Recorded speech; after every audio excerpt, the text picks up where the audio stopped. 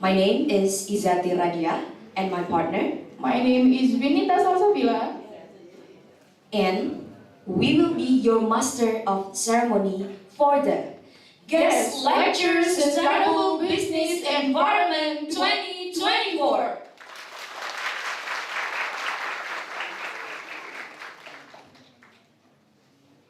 The first Global General Lecture Series on Sustainable Business Environment is an annual event that aims to foster a deeper understanding of the critical intersection between management, technology, and sustainability. This year's theme is Unless Sustainability Rethinking Business for a Greener Future. Through a series of engaging lectures and discussion, participants will explore innovative approaches to sustainable business practices, learn about the latest technological advancement, and understand the importance of environmental, social, and governance, or ESG standard. Serial kuliah umum Sustainable Business Environment ini adalah acara tahunan yang bertujuan untuk meningkatkan pemahaman mendalam tentang hubungan penting antara manajemen, teknologi, dan keberlanjutan. Tema pada tahun ini adalah Unleash Sustainability Rethinking Business for a Greener Future. Melalui rangkaian agenda dan diskusi yang menarik, peserta akan mengeksplorasi pendekatan inovatif untuk praktik bisnis berkelanjutan, mempelajari kemajuan teknologi terbaru, serta memahami pentingnya standar Environmental, Social, and Governance atau ESG. This program not only enhances academic learning, but also encourages networking and collaboration among students, faculty, and industry professionals committed to creating more sustainable future. Baik, program ini tidak hanya meningkatkan pembelajaran akademis, tetapi juga mendorong jaringan dan kolaborasi di antara mahasiswa, dosen, dan profesional industri yang berkomitmen untuk menciptakan masa depan yang lebih berkelanjutan. Alright, ladies and gentlemen, next I will read out the agenda for this morning's event. The first agenda is opening by MC. Agenda pertama, pembukaan oleh MC. The second agenda is singing the national anthem Indonesia Raya, hymn of Universitas Jember, and March of Faculty of Economics and Business Universitas Jember. Agenda kedua, menyanyikan lagu kebangsaan Indonesia Raya, himne Universitas Jember, dan Mars Fakultas Ekonomi dan Bisnis Universitas Jember. The third agenda is opening speech by Professor Dr. Istifadah. Agenda yang ketiga, sambutan pembukaan oleh Profesor Dr. Istifadah. The next agenda is souvenir handing over and documentation. Agenda selanjutnya, penyerahan cindera mata dan dokumentasi. The next agenda is the first session, material presentation by Harry Chuong, PhD. Agenda selanjutnya, sesi pertama, presentasi materi oleh Harry Chuong, PhD. The next agenda is the second session, material presentation by Setya Widiawan Prakosa, PhD. Agenda selanjutnya, sesi kedua, presentasi materi oleh Setya Widiawan Prakosa, PhD. The next agenda is Q&A session. Agenda selanjutnya, sesi tanya jawab. And the last agenda is closing remarks. Dan agenda yang terakhir yaitu penutup.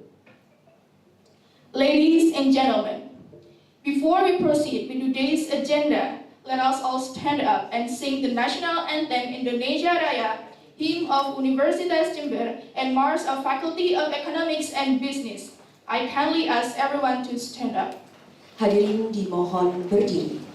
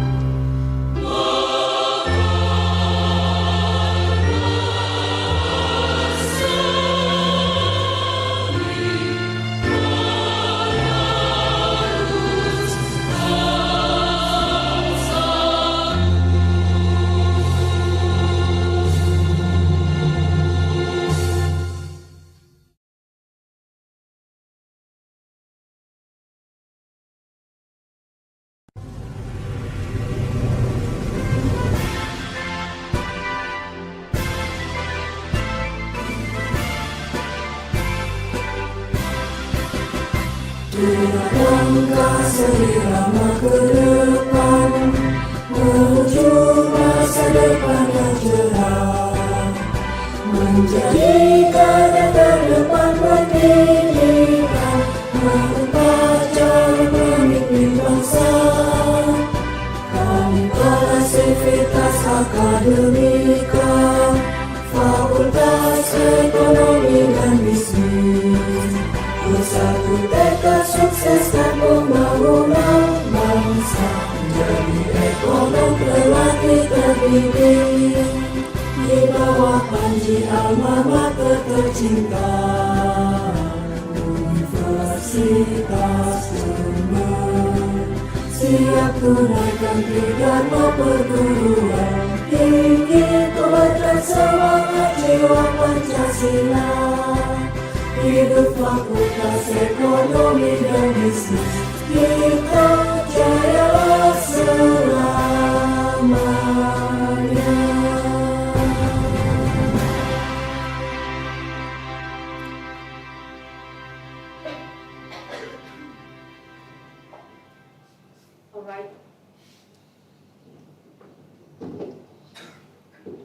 Alright, thank you everyone. Please, you may have a seat.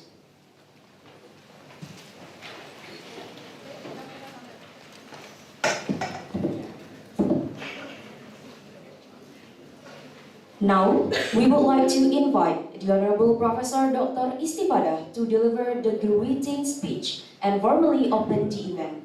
Please join us in welcoming Professor Dr. Istifada to the stage. Time is yours. Profesor Dr. Istifada, kami persilakan.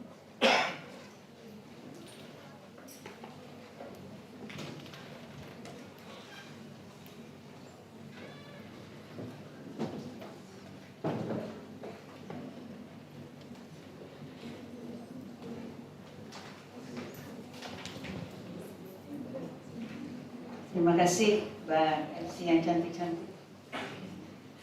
Bismillahirrahmanirrahim. Assalamualaikum warahmatullahi wabarakatuh. Waalaikumsalam warahmatullahi wabarakatuh. Salam sejahtera bagi kita semua, salam sehat semuanya. Good morning, distinguished speakers, Harry Trong, PhD, and Setia Widiawan Prakosa, PhD, our honored guest from University Sultan Zainal Abidin, Malaysia, Dr. Mac.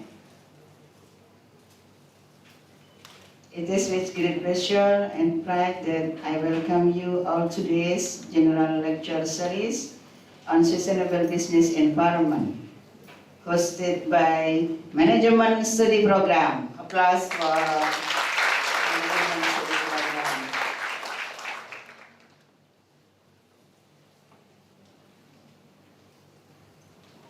Faculty of Economic and Business. The theme of our event, Sustainability Unleash Rethinking Business for a Greener Future, could not be more timely or significant as we collectively face the pressing environmental, social solution to foster dialogue, collaboration, and education around sustainable practices. It is our responsibility to equip the future leaders of the business world with the knowledge, skill, and value necessary to create a sustainable future. We are fortunate to have with us today a distinguished lineup of speakers, experts, and practitioners who have made significant contribution to advancing sustainability in their respective field. Their insight will inspire us to rethink traditional business models and embrace practices that promote environmental stewardship, social equity, and economic resilience. To our students, I encourage you to engage fully in this opportunity to learn, question, and explore. You are the future sustainable business. The ideas you develop and the decision you make will have a profound impact on how the world's progress toward a greener future. On behalf of the Faculty of Economic and Business, I extend my gratitude to everyone who has made this event possible, especially our esteemed speakers, organizers, and all participants from University of Jember, and all of participants of University Sultan Zainal Abidin, Malaysia. Give applause.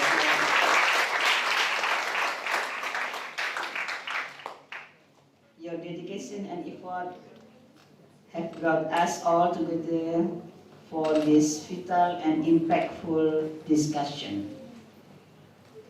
With great excitement and anticipation for the insight and inspiration we will gain today, I hereby declare the General Lecture Series of Sustainable Business Environment officially open.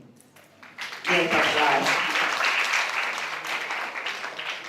Thank you, and let us embark on the journey of sustainability together. Thank you. Assalamualaikum warahmatullahi wabarakatuh.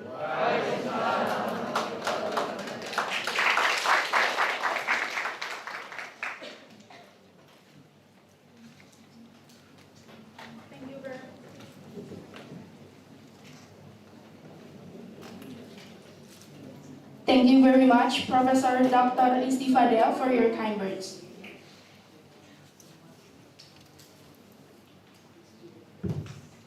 Alright, as a token of our appreciation, we would like to present souvenirs to our distinguished speaker and also thanking photo for documentation. Professor Dr. Istifada, may I kindly request you to come forward to hand over the souvenirs to Mr. Harry Chong, PhD, and Mr. Setia as the speaker.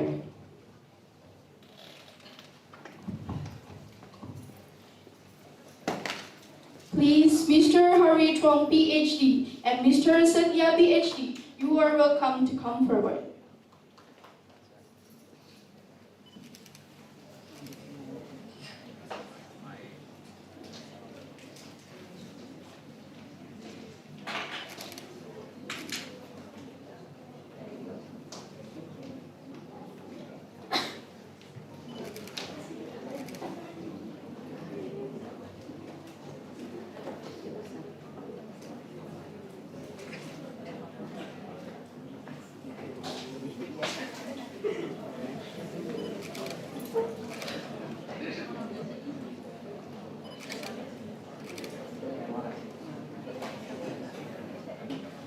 Alright, not only that, Mr. Harry Chuang, PhD, from National Taipei University, Taiwan, would like to give a souvenir to our Dean, Faculty of Economic and Business. Please give applause, everyone.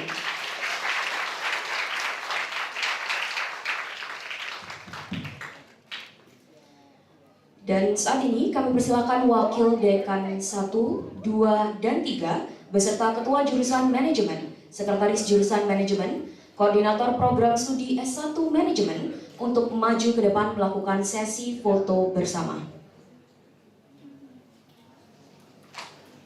Dan kami juga mempersilahkan kepada dosen yang sudah kami undang untuk maju bersama melakukan sesi foto.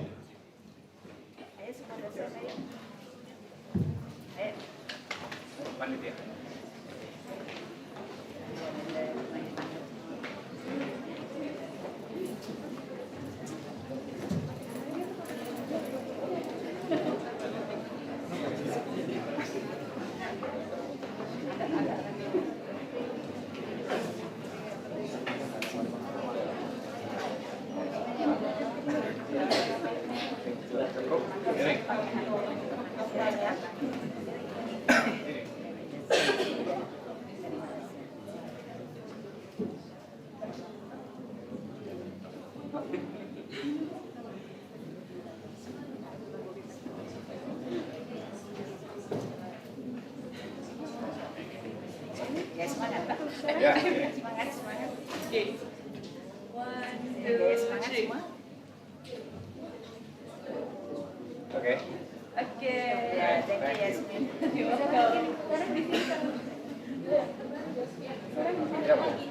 Gimana lagi? Oh ya, balik. Baik, sekarang kami persilakan kepada seluruh peserta untuk berdiri dan melakukan sesi foto bersama.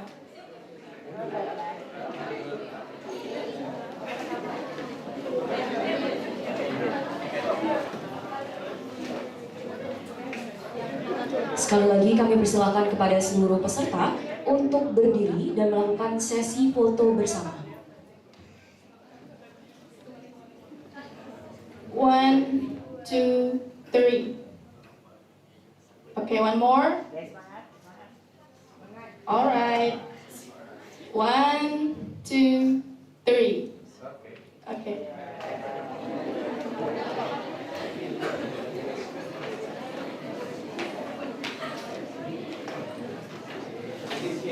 Kami persilakan untuk duduk kembali.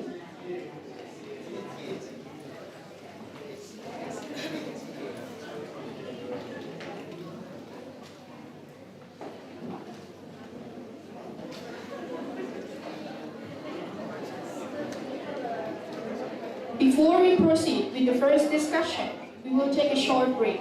This will give everyone a chance to refresh and network. We invite you to join the snacks and refreshment prepared for you. Okay, we will resume in 15 minutes dan kami persilakan kepada hadirin untuk menikmati hidangan yang telah diberikan. Acara akan dimulai kembali dalam 15 menit ke depan. Terima kasih.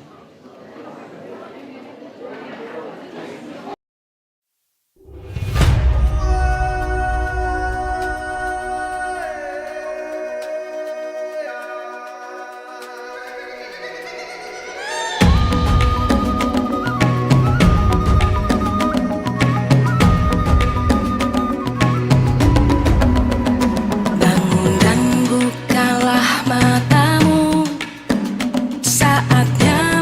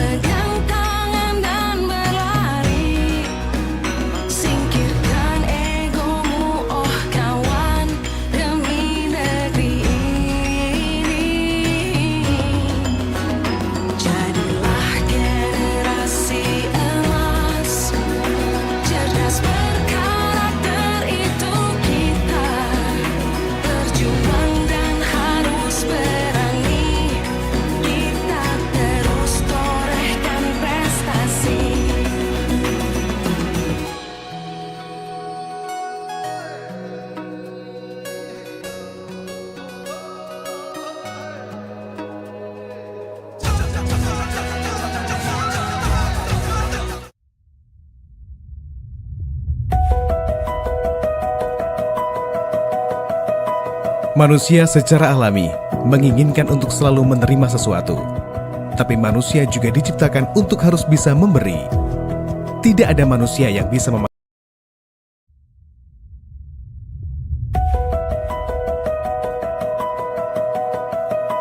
Manusia secara alami menginginkan untuk selalu menerima sesuatu. Tapi manusia juga diciptakan untuk harus bisa memberi. Tidak ada manusia yang bisa memastikan dapat berkembang dalam perekonomian. Sedangkan kebutuhan manusia terus meningkat. Sementara itu, sumber daya untuk memenuhinya selalu terbatas. Seiring dengan perkembangan ilmu pengetahuan dan teknologi di bidang perekonomian dan bisnis, kini manusia dituntut untuk serba bisa dan menguasai berbagai bidang keahlian. Itulah sebabnya mengapa kami harus ada dan harus terus terlibat dalam pengembangan ekonomi dan bisnis yang berwawasan lingkungan dan agroindustri berbasis teknologi informasi, serta menghasilkan cendekia berkarakter Pancasila. Hingga saat ini, Fakultas Ekonomi dan Bisnis Universitas Jember memiliki 3 jurusan, yaitu jurusan manajemen, jurusan ilmu ekonomi, dan jurusan akuntansi. Ketiga jurusan tersebut menaungi 13 program studi, yaitu jurusan manajemen dengan 6 prodi antara lain D3 Manajemen Perusahaan, D3 Administrasi Keuangan, D3 Kesekretariatan, Program Studi Manajemen, Magister Manajemen, Program Doktor Manajemen. Jurusan Ilmu Ekonomi dengan 4 prodi antara lain Program Studi Ekonomi Pembangunan, Program Studi Ekonomi Syariah, Magister Ilmu Ekonomi, Program Doktor Ilmu Ekonomi. Jurusan Akuntansi dengan 3 prodi antara lain D3 Akuntansi, Program Studi Akuntansi, Magister Akuntansi. Fakultas Ekonomi dan Bisnis Universitas Jember didukung oleh sumber daya manusia yang berkompeten dan berdedikasi tinggi. Tenaga pendidik di Fakultas Ekonomi dan Bisnis Universitas Jember berjumlah 130 orang, terdiri dari profesor, doktor, dan magister.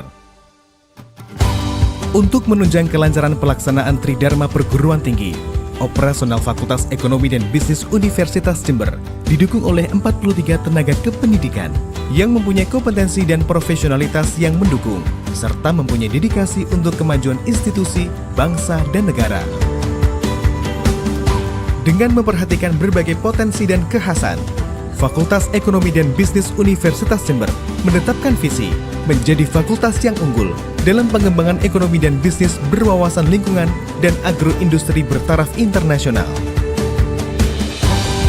Dengan misi melaksanakan prinsip-prinsip tata kelola fakultas yang baik, menyelenggarakan proses pembelajaran berwawasan lingkungan dan agroindustri di dalam dan luar kampus dengan kurikulum berbasis luaran dan teknologi informasi, meningkatkan luaran penelitian dan pengabdian kepada masyarakat yang digunakan dan direkognisi baik secara nasional maupun internasional, meningkatkan kualitas sumber daya manusia tenaga pendidik dan tenaga kependidikan, meningkatkan lulusan yang kompeten, kreatif, inovatif, adaptif, dan berkarakter Pancasila, mengembangkan jejaring kerjasama dengan pemangku kepentingan di dalam dan luar negeri, mengembangkan atmosfer akademik yang kondusif.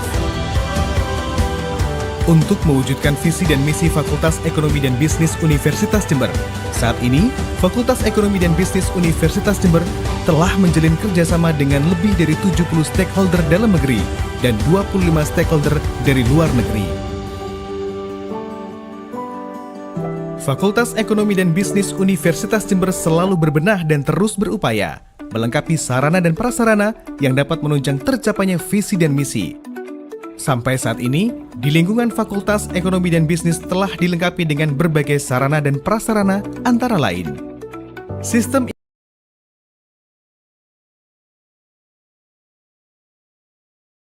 lingkungan Universitas Jember, lab komputer,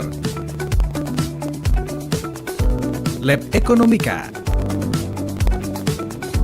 lab akuntansi, lab kewirausahaan, lab komputasi, ruang internasional, ruang baca, ruang multimedia, Ruang kelas dengan fasilitas TV, AC, dan Wi-Fi kelas. Ruang ujian, ruang sidang, laboratorium bersama ISDB, sarana dan prasarana olahraga, Plaza Fakultas Ekonomi dan Bisnis, gazebo, ruang studio. Saat ini, Fakultas Ekonomi dan Bisnis Universitas Jember juga menjadi duta safety riding dan memiliki sirkuit untuk pelatihan safety riding. Sistem pendidikan yang digunakan di Fakultas Ekonomi dan Bisnis Universitas Jember adalah berpusat pada student centered learning. Artinya, sistem pendidikan atau sistem pembelajaran yang berpusat pada individu-individu mahasiswa. Kurikulum yang digunakan di Fakultas Ekonomi dan Bisnis Universitas Jember adalah kurikulum berbasis OBE, Outcome Based Education, yaitu yang menekankan pada capaian hasil pembelajaran. Dengan penerapan sistem ini, terbukti bahwa prodi-prodi di Fakultas Ekonomi dan Bisnis Universitas Jember terakreditasi unggul dan terakreditasi internasional. Dalam upaya mendorong mahasiswa untuk menguasai berbagai keilmuan, pengetahuan, dan pengalaman agar menjadi bekal memasuki dunia kerja, Fakultas Ekonomi dan Bisnis Universitas Jember mengoptimalkan dan mengimplementasikan program Merdeka Belajar Kampus Merdeka atau MBKM. Dengan program ini, mahasiswa Fakultas Ekonomi dan Bisnis mempunyai kesempatan belajar di luar prodi selama 3 semester. Selain itu, mahasiswa terjun langsung di bidang usaha yang memungkinkan mahasiswa memahami sistem kerja dalam berbisnis, serta sebagai local genius terkait strategi untuk survive dan berkembang. Saat ini, Fakultas Ekonomi dan Bisnis memiliki usaha ice cream dan milk yang dikelola oleh mahasiswa.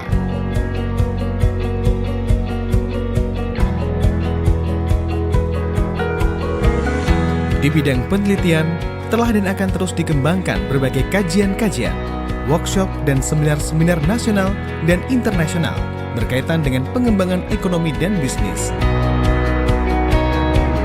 Untuk mengoptimalkan aktivitas riset atau penelitian yang mengkolaborasikan tenaga pendidik dan mahasiswa, terbentuklah beberapa kelompok.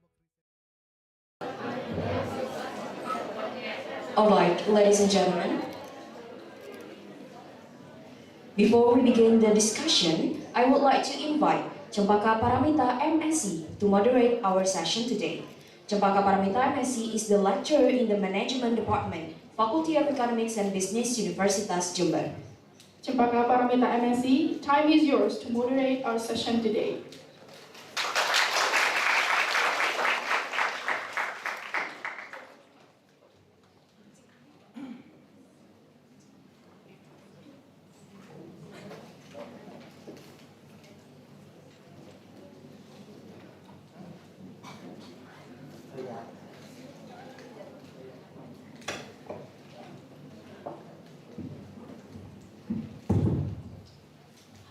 Assalamualaikum warahmatullahi wabarakatuh. Good morning, selamat pagi. The Honorable Vice Dean of Students and Alumni Affairs of Faculty of Economics and Business, Universitas Jember, the Honorable Head and Secretary of Department of Management, and also all the coordinators of all study programs in the Department of Management, Faculty of Economics and Business, Universitas Jember, our honorable speakers from Taiwan and also Malaysia, all the organizing committee, lecturers, students, ladies and gentlemen. My name is Cempaka Paramita, and it's an honor for me to serve as moderator in our 2 days general lecture series on sustainability environment with the main theme, Sustainability Unleashed, Rethinking Business for a Greener Future. Ladies and gentlemen, as previously presented by the team, we have 2 speakers today from Taiwan, and I would like to invite them to join me on stage. Please join me on stage, Mr. Harry and also Mr. Setya. Give applause for all of the speakers. Please have a seat. Okay, welcome to our faculty, everyone. Hope you enjoy your stay in Jember. Before we begin, allow me to introduce our two speakers today. The committee, would you please share us the CV of the two speakers? Okay, the first speaker is Mr. Kwang Tai Trong, or Mr. Harry. He is an assistant professor at National Taipei University, Taiwan. He finished his master education in business administration in Ho Chi Minh City University of Technology, Vietnam, and then continued his PhD in finance in National Chiao Tung University, Taiwan. His skill in programming is specialty in SPSS, SAS, Tata, and also Python. He is also a referee in many international journals. His research interest is in innovation, CSR, corporate finance, and also asset pricing. He is an active researcher and has published many papers in international journals, and also active as the presenter in many international conferences. We move to our second speaker. Our second speaker is Mr. Setya Widyawan Prakosa, PhD. He is a Southeast Asia representative at Silicon Expanders Electronic Taiwan, and also a fellow researcher at National Taiwan University of Science and Technology, Taiwan.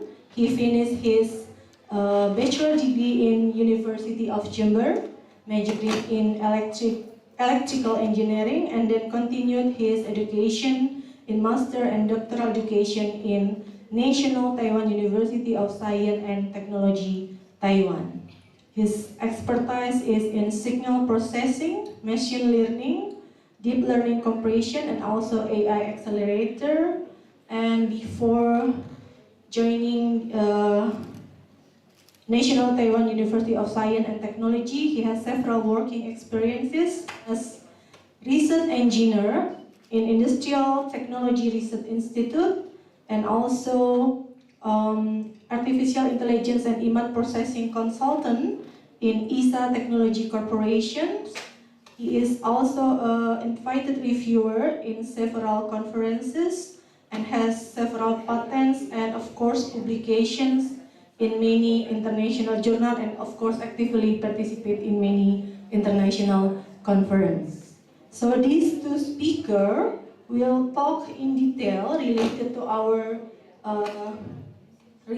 general lecture series theme, which is the Sustainability Analyst Rethinking Business for a Greener Future, but they will talk in two different topics. Mr. Kwang Tai Trong will talk about the ESG, or Environmental, Social and Governance as a strategy for corporate identification, evidence from institutional ownership, and Mr. Setya will talk about driving sustainability, the role of technology in advancing greener business practices. And after the two speakers present their material, we will have a discussion and session that you, the audience, may ask several questions or share your opinions and thoughts related to what we've discussed later. So without further ado, I would like to invite our first speaker, Mr. Harry, to deliver the presentation. You have about 40 minutes to deliver the presentation. Thank you. Please give applause for our first speaker.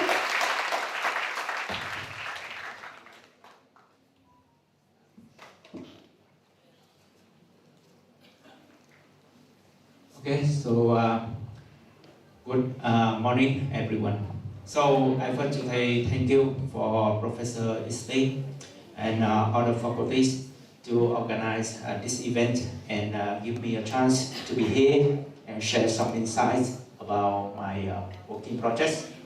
So today, I have to say, to be honest, I have to say I don't know what I should discuss today. So that reason I pick up one of my working paper to share with you. And in this paper, we try to discuss why the sustainability become more important to the company today. For example, you see many publications now. They show that if the company they engage in sustainability, they show their social responsibility, we say it's a CSR.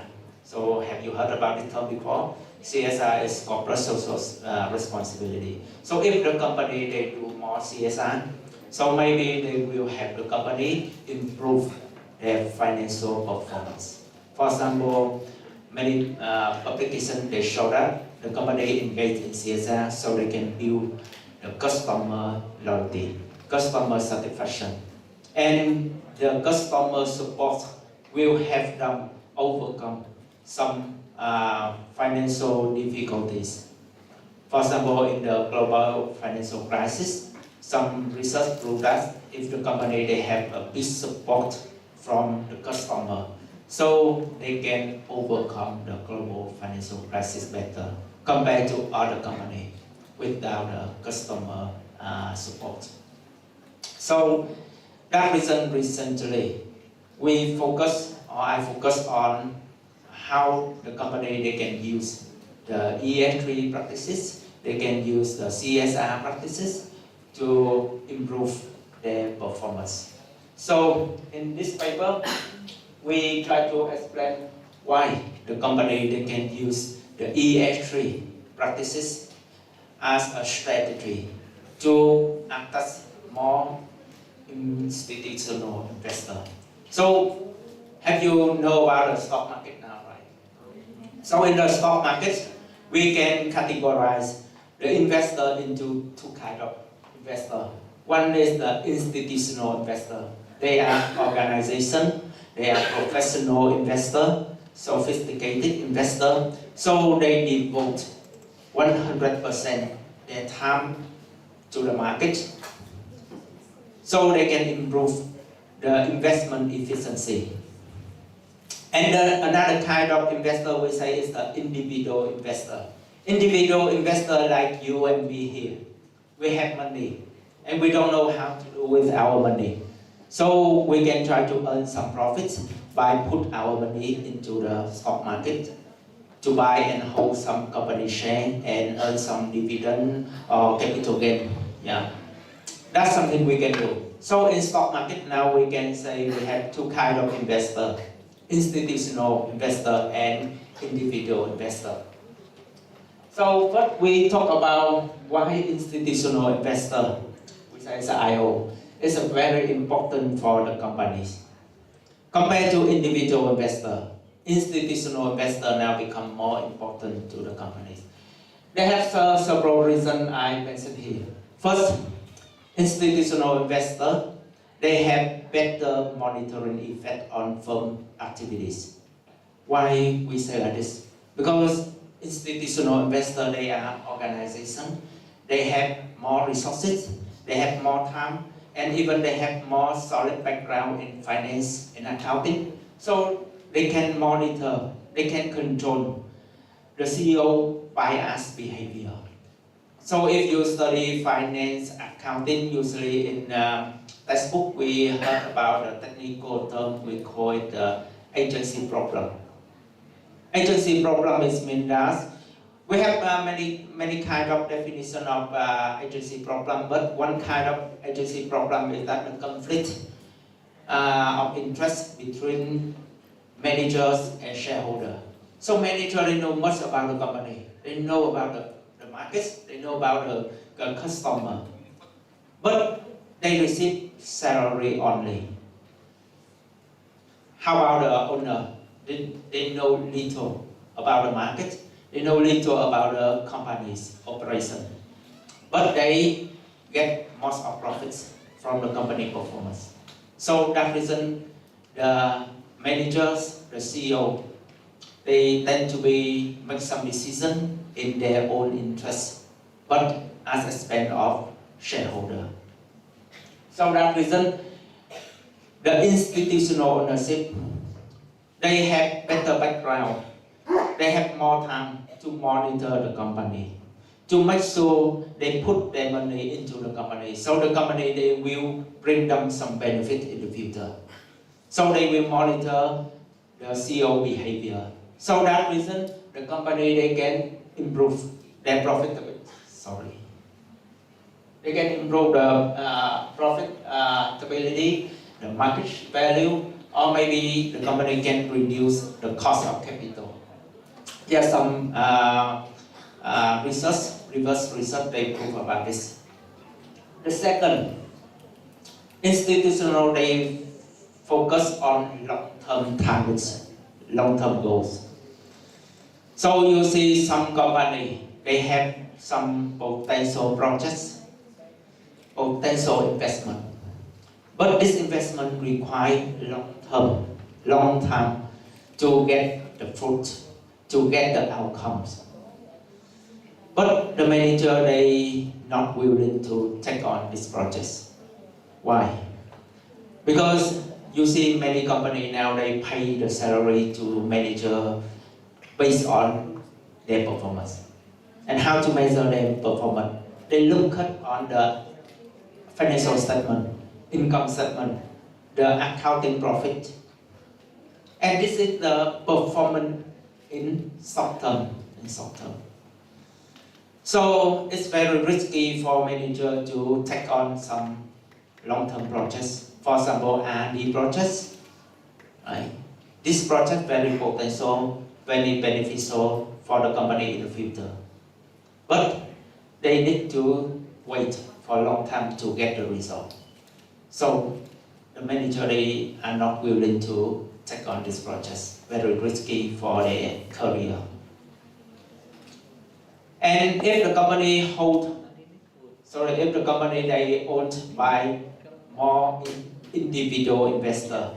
So when the individual investor in stock market, they look at the financial statement, the reported earning, and they see this year the reported earning decrease. So they feel panic. They don't have solid background, or they don't have a long-term vision to think about the future, but they just focus on the short-term profitability. And they feel, oh, this company this year they perform very poor, so they feel panic and they sell out the company share. They make the company's stock price go down, fall. So the company, they face some risk. We say it's a takeover risk from the competitors. But now you see the institutional investor. Institutional investor, they buy the company and they stay with the company for a long time. So they don't focus on short-term performance. Maybe they more tolerant to the long-term performance. So that reason they don't put a lot of short-term pressure on managers. So manager, they more confident, more willing to take on the long-term projects. So that's the second benefit the institutional investor they can bring to the company. Another benefit from institutional investor, we say institutional investor, they have extensive knowledge, information. Because you see institutional ownership, they not invest in one company only, one single company. They invest in many companies in the industry. So that reason they have a lot of information, advanced information. So they can use some learning, some lesson from another company to improve the company they invest now. They can communicate with the management. So they force the company operation performance improve. So they can give some insight into operational and strategic issues. You see here, so it can improve the operation and long-term value creation for the company. So, inclusion, we can see institutional investors, they are very, very beneficial, very important to the company. So the question here, how company can attract more institutional investors? It's very important to them. So how they can attract more institutional investors in the market? So to answer the question, we move on to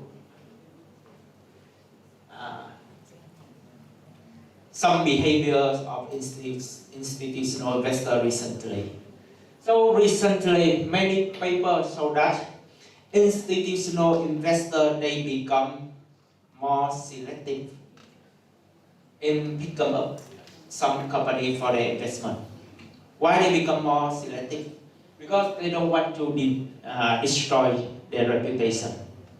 You see some scholars, some studies, previous study, they show that some institutional investors, some big fund now, they avoid invest in sin company. Sin company like tobacco company, cigarette company, casino. Some companies, they produce the harmful effect, produce some harmful products to the society. So if investor, they invest in this company, so they will face some, some negative publicity from the society. They will blame them for something wrong happened in the market. So to protect their reputation, institutional investors now, they are very careful. They become more careful, more selective in picking up some company for their investment. The second, when I talk about this, some people argue with me. They say, no, if I'm an investor, I just care about my profitability. Why I need to care about my reputation? Okay, I agree. So I give a second reason here.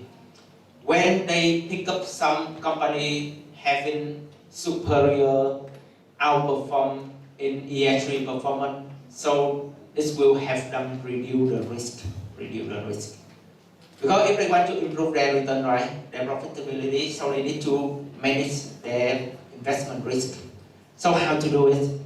For example, you know many countries now, for like European country, the government now they care more about the environmental performance, protection. So they issue a lot of regulation to protect the environment.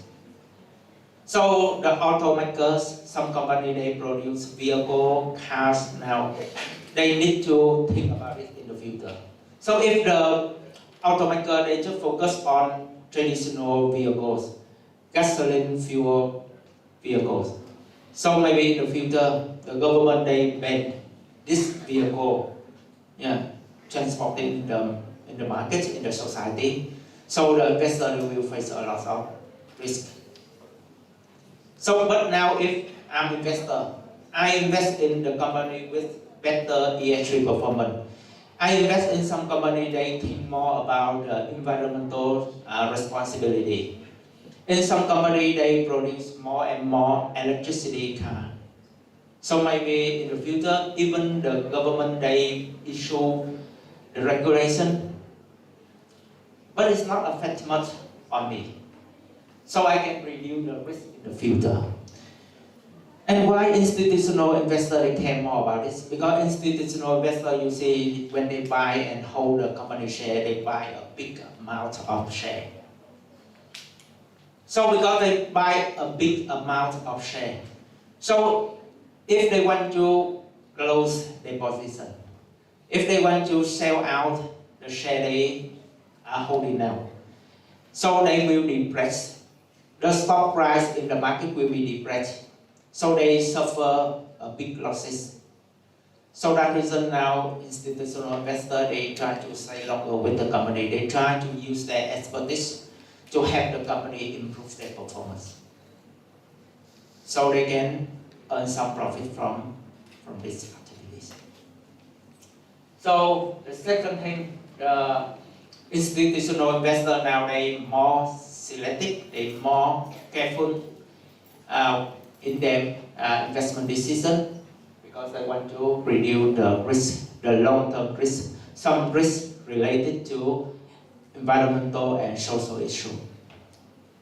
So we know about it. So now I'm investor, I'm institutional investor.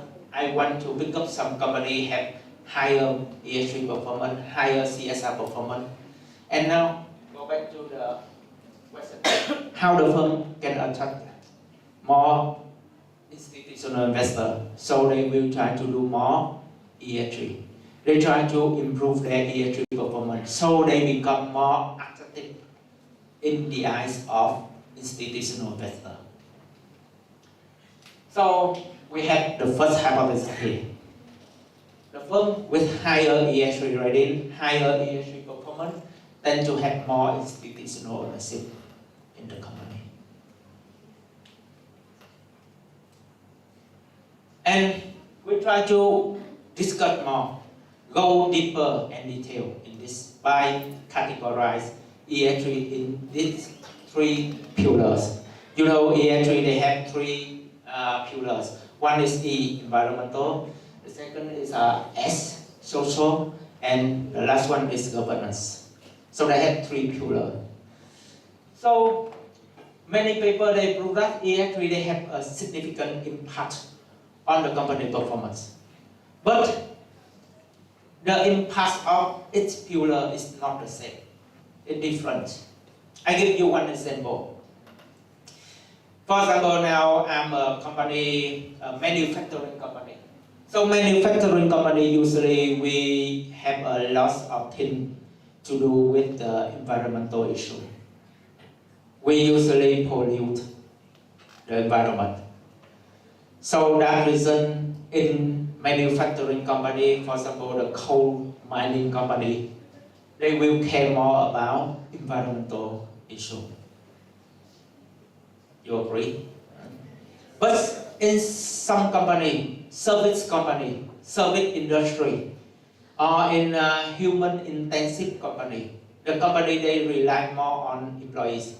So maybe they don't put the environmental issue on top. They will put the social issue on top. They care more about the employees' welfare. They try to treat their employee friendly, generously, because it will bring them many benefits. But R&D company, service company, if they put a lot of money, they invest a lot of money, spend a lot of money on environmental issue, no benefit coming. Right? So the impact of ESG is not the same.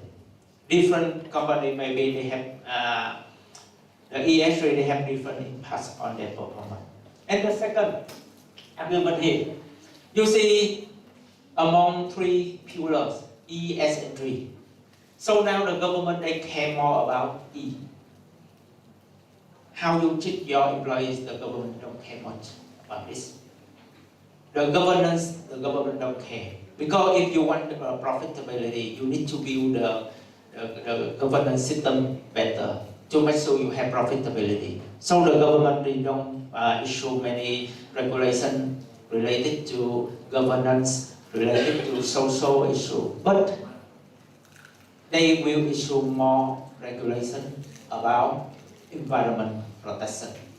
So if you are an investor, you want to reduce your risk, you should care more about environmental performance of the company. Because if the company, they violate the regulation, so the company will be punished by the government. They have to pay penalties. They have to pay a lot of compensation. So the profitability will reduce, will drop. So the investor will suffer a lot of losses in this case. So that reason, institutional investors, they care more about environmental performance compared to social performance and governance performance. That's something we argue in this paper. So the second hypothesis here, among the three ESG components, environmental performance should be the most influential in attracting the institutional investor.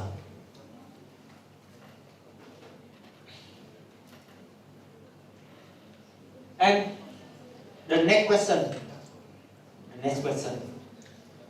You know, even in the market, we have the institutional investor and individual investor. But if we go more in detail, you will see not all the institutional investors they have the same investment strategies. So follow some previous paper like Busi 1998, 2001, Busi and No in 2000. We can categorize the investor into 3 subcategories. One, we say is a dedicated investor. Dedicated investor is mean that the investor they stay long time with the company. They try their best to help the company improve their operation performance. They don't invest in many companies. They very careful in picking up some company for their investment. So they invest in a small portfolio.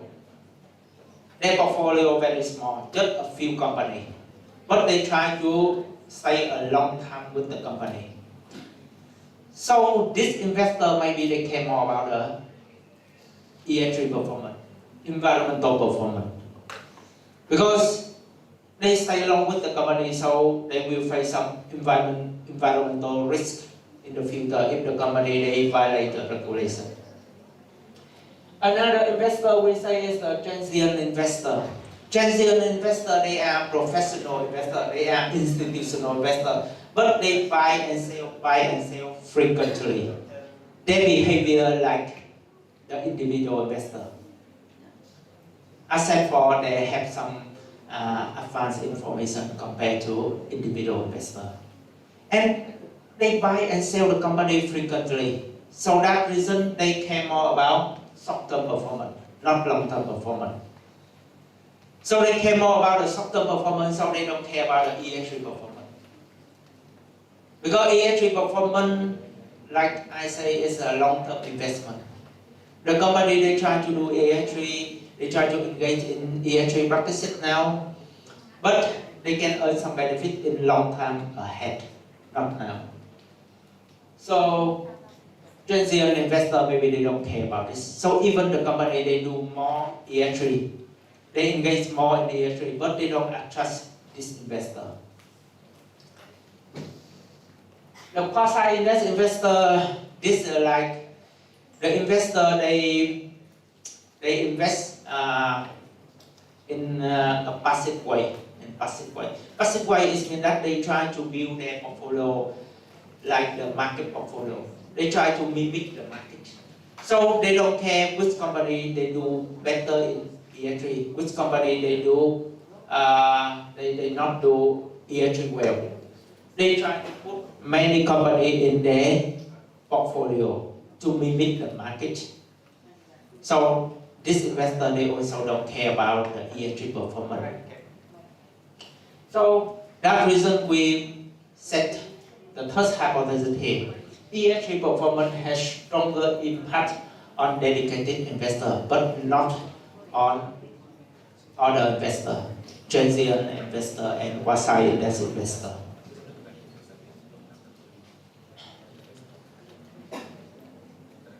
The last question we try to examine, we try to investigate in this paper is that all the company they value the importance of the institutional investor equally the same? Maybe no. Because some company they have long-term investment. For example, the company they rely more on R&D projects, R&D performance. And R&D, you know, R&D projects, they require long-term to get the result. So this company, they rely more, they require more stable capital. So maybe they will highly value the role or the importance of institutional investor. But some company, they don't have the long-term investment, so they don't really need the long-term capital. Because you know, in finance, you know, if you borrow money for a long time, you need to pay higher cost of capital, right? And now if you just invest in short-term projects, so maybe you will finance your project using short-term capital, because it will help you reduce the cost of capital. So the fourth hypothesis, the relationship between EA3 performance and institutional ownership will be more salient, will be stronger in R&D focused company, or maybe in company with long-term investment, long-term projects. That's something we try to discuss, try to argue to make the hypothesis. So now, how to test for this hypothesis? You know, when we do the research, first we need to read some paper, some literature, to make a literature review, to develop some hypothesis. And the second, we need to prove that we need to use some empirical data to test for the hypothesis, because the hypothesis may be right, may be wrong. So that reason now we try to test the hypothesis. So to test this hypothesis, we collect the data for EA3 performance. So EA3 performance now you see in the US market, we have many databases we can use. For example, KOD, Access for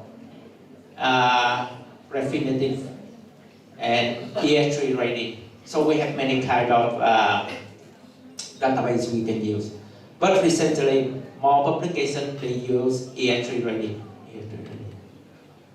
So that reason in this paper we use the EA3 rating from MSCI. And in this database, EA3 will be ranked from CCC to IAA. CCC is the lowest EA3 performance, IAA is the highest EA3 performance. And to run the regression, so we try to convert this characteristic variable into the numeric variable using the scale from 1 to 7. 1 is CCC and 7 is IAA. So the scale is a 7-point scale.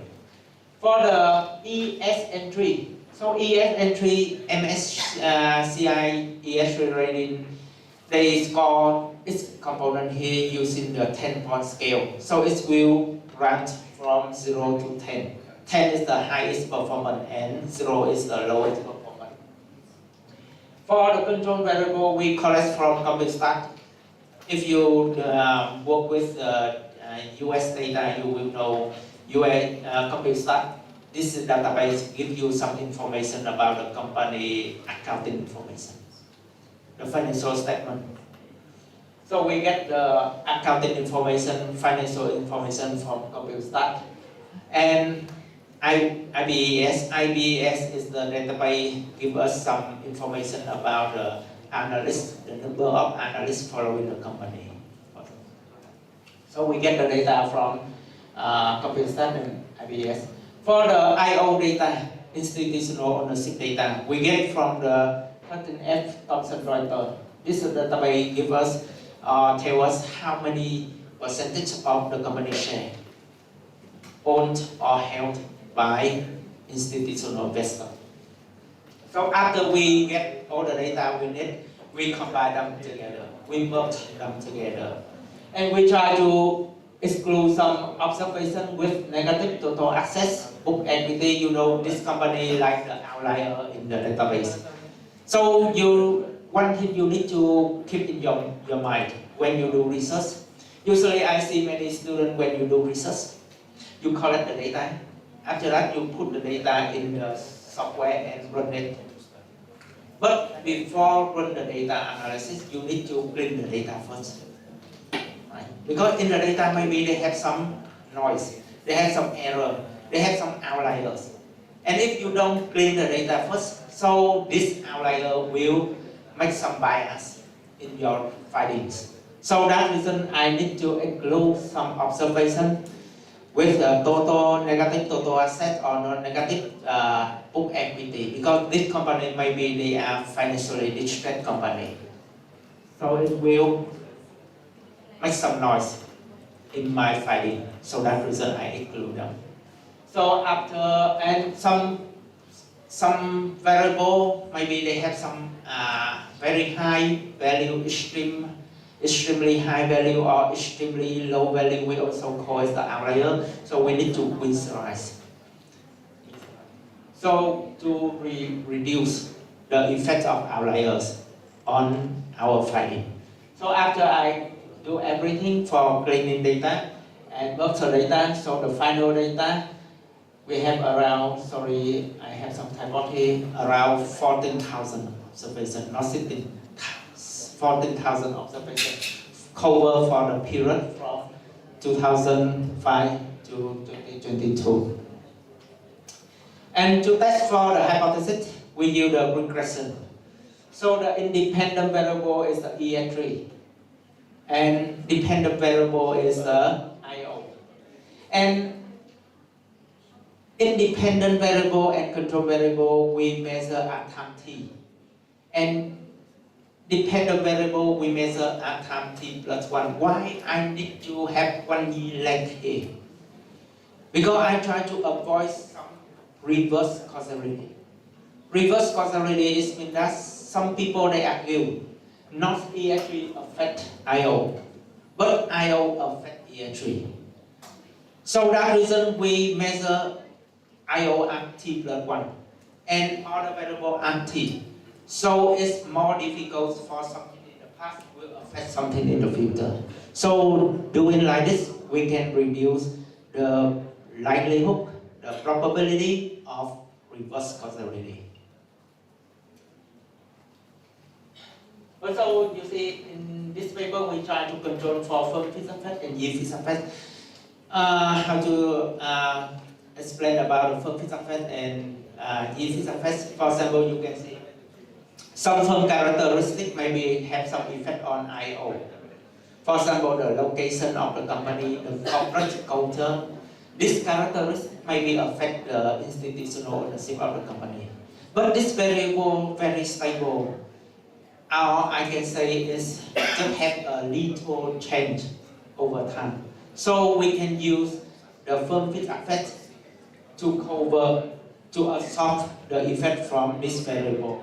And yield fixed effect because you see some company or most of company maybe in some years they have higher institutional ownership, and some years most of the company they have lower institutional ownership because of the we say it's the business cycle in economics. We talk about the business cycle. So business cycle will affect the company behaviors. So that reason always be affect the investor behavior. So that reason we try to cover absorb the business cycle effect using the yield fixed effect. Yeah. For the second hypothesis, we try to see how EX3 will affect the IO separately. Because like something we argued previously, maybe E pure, they have stronger effect on the company, on the institutional investor behavior compared to S entry. So to test for this, we use EX3 separately instead of EX3 in general in this regression. For the third hypothesis, we use dedicated investor, transient investor, and quasi-index investor instead of institutional investor. Yeah, for the dependent variable. And the last one, we split the sample into two subsamples. The company with higher R&D investment and the company with lower R&D investment to see whether R&D reliant company will show the stronger linkage, the stronger relationship between ESG performance and IO. So here is some empirical result from this project. So you see the IO, on average, the US listed company now held by most of institutional investors. You see the number share, the percentage of share held by or owned by institutional investor now is more than 70%. It consistent with previous publication. In emerging market or frontier market like Indonesian stock market or Vietnam stock market, we see the individual investor, they occupy a big share of the company. But in developed market now, the institutional investor, they occupy a big share of the company, more than 70%.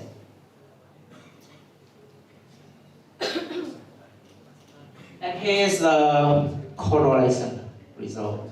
So correlation result, we try to explore the association between ES3 and IO, institutional investor. So some student here, when you take some statistics course, you know we have two kind of relationship. One we say is the association. Association is mean that we know these two variables, they have some connection, they have some relationship, but we don't know the direction of the relationship. We don't know which variable will affect which variable. A will affect B or B will affect A. So we don't know about it, so we say it's an association. So how to test for the association or the correlation? We use the correlation matrix here. So look at the result here, you can see ES3, they have a positive correlation with institutional investor. But if you look at the ES3 and transient investor, they have the negative association. So it supports our argument previously. Our argument previously, we say transient investor, they buy and sell frequently. They trade frequently. So they care more about the short term. Because they care more about the short term, so they discourage. They don't want the company invest in ES3 performance. Because invest in ES3, we make the current profits decrease. Because they spend a lot of money for this investment. But the result will come in the future, not now. So the current profitability will decrease. So they don't like this. They discourage the company to do ES3. So for that reason, we see the negative association here. But this association, we just know they have some connection. They have some relationship between this variable, but we don't know actually ES3 affect the IO or not. So if we want to know the direction of the relationship, so we call it the causal relationship. So to measure the causal relationship, so in econometrics, we use the regression. So we put the ES3 as the independent variable here and IO as the dependent variable. So you see, at first we see ES3 will have some positive effect on IO. You see the first column. But after we control for all the control variables like the firm size, the financial leverage, the profitability, the cash holding, we control for many firm characteristics. So after we control for many firm characteristics, even firm fixed assets and yield fixed assets, we control for business cycle effect, we control for some, we say it's a time invariant characteristic of the company. So after we control everything, the relationship disappears. So we can say ES3, they have insignificant effect. It means that the relationship very weak. But you see, now we test for the second hypothesis. We decompose ES3 in these three components. So we can see E, they have a strong effect on institutional investor after we control for everything.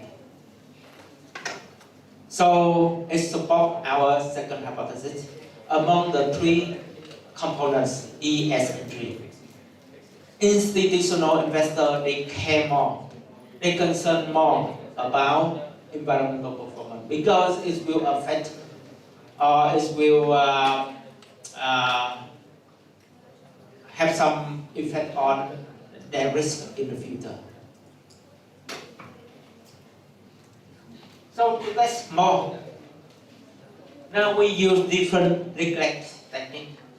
Because like I said before, I measure ES3 RT, institutional investor RT plus 1, and other control variable RT. So we have one elect. But some people they say you should test more. Because something in the future will affect something now. For example, if the company they want to do R&D in the future, so maybe now they start recruiting more R&D employees. So maybe some policy in the future will affect the company behaviors now. So that reason we try to use different legs. We will try to use 2-year legs, 3-year legs. So when the leg is small, so maybe it's more difficult for IO affect the ES3. So you see we use IORT plus 1, IORT plus 2, and IORT plus 3, but we still observe the positive effect of ES3 on institutional ownership. So it's verify our finding before. So now we try to answer the first hypothesis. It means that not all the institutional investors they have the same concern, they pay the same or the equal attention on the environmental performance of the company. Maybe dedicated investor they care more, but other investors they care less. So now we decompose institutional investor into 3 components: transient, quasi-index, and dedicated investor. So you see the relationship here only significant for dedicated investor. So it supports our argument before. Dedicated investor, they stay long with the company. So they will expose more risk related to environmental issue in the future. So they will care more about the environmental performance.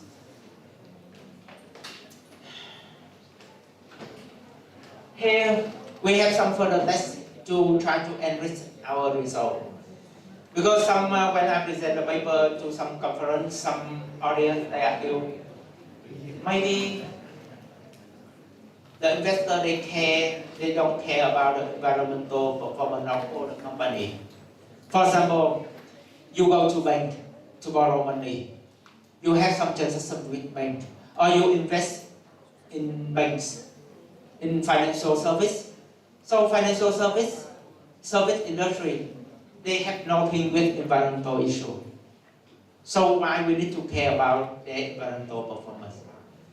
So that reason, the institutional investor, they only care the environmental performance in the polluting company, in the manufacturing company. That reason now I split the sample into 2 sub-samples. One is for manufacturing company and one is for others.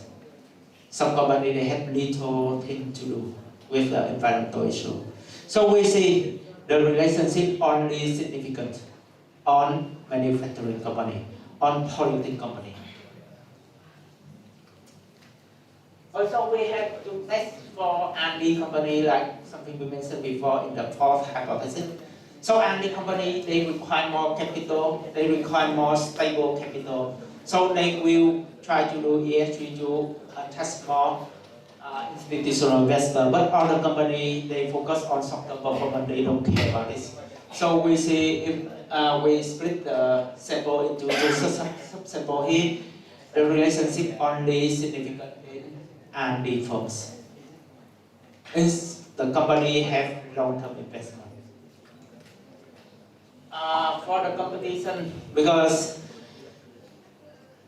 now you know the investor when they get the information from the stock market, do you think they believe in the information they have? Some company they try to manipulate the financial segment. So I don't believe. Even they show they do a lot of ESG performance, but I don't believe. They pretend to do, but they do nothing. So I only believe the ESG reporting if the company they have a good governance. So that reason I use the competition to split the sample into two sample because based on some reverse literature, they say that the company operating in high competition market, they will have more, their governance level will be better. Because if they do something wrong, they will get the punishment from the market immediately. But in the low competition market, so they have more chance, more opportunity for manager they do something wrong to deceive the market. Because even they do something wrong, they don't get the punishment from the market. So you see the relationship only significant in high competition market. It means that the investor they believe the ESG rating if the company operating in high competition markets. So the last one I need to do in this paper is we need to take care for endogeneity problem. Endogeneity problem is mean that maybe the error term in the model and the independent variable they have some correlation. The correlation caused by maybe we use wrong measurement. Maybe we don't control enough for the reverse causality. Or maybe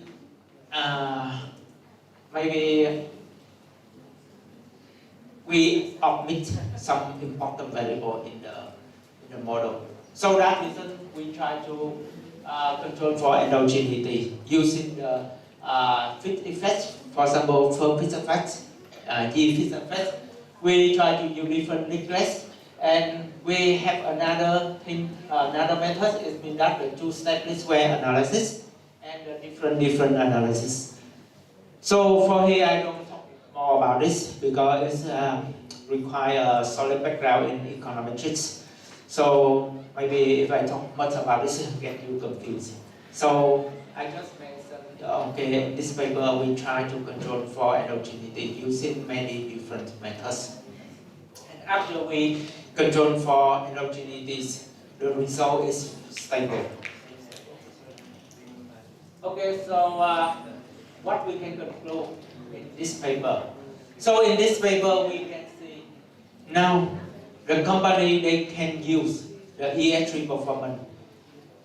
They can use the ESG practices to adjust more IO, to adjust more institutional ownership. And institutional ownership, they very important, very beneficial to the company. So we say institutional ownership like it serves as a value driver of the company. So we can use the ESG to adjust, use the ESG as the strategies, yeah, to draw more attention from institutional investor. It's very important for the company. Yeah, that's something I want to discuss with you, and I hope maybe later when we have more time, so we can have some Q&A in the Q&A session, so we can discuss more about it. Thank you. Thank you, Mr. Harry. Please give applause for Mr. Harry, our first speaker. Thank you so much for delivering an interesting topic related to the importance of achieving or implementing a superior ESG performance to attract more institutional investor, considering that this institutional investor will be more beneficial, of course, for the company's growth, profitability, and also sustainability. Thank you. And we will move to our second speaker.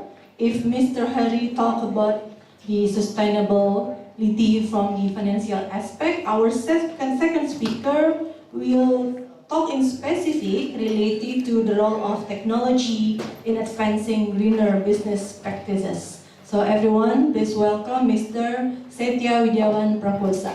Kami persilakan. Okay, thank you very much for the time. And first of all, I would like to say thanks to the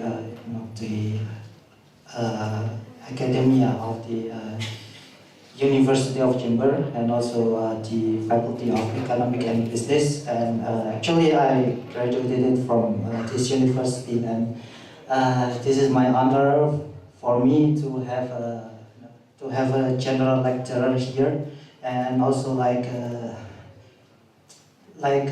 trigger my memory of this university.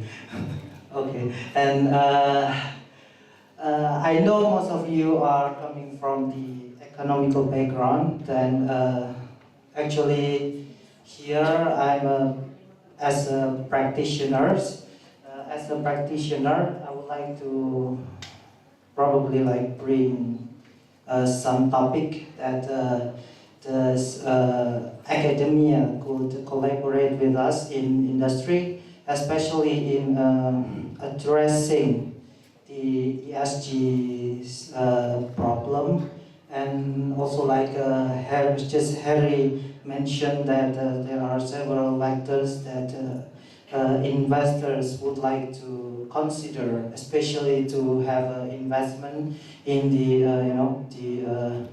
business. And me as a business perspective, actually there's also the opportunity for me to have a collaboration here with the University of Jember and also with you, Harry, because frankly speaking, right now we have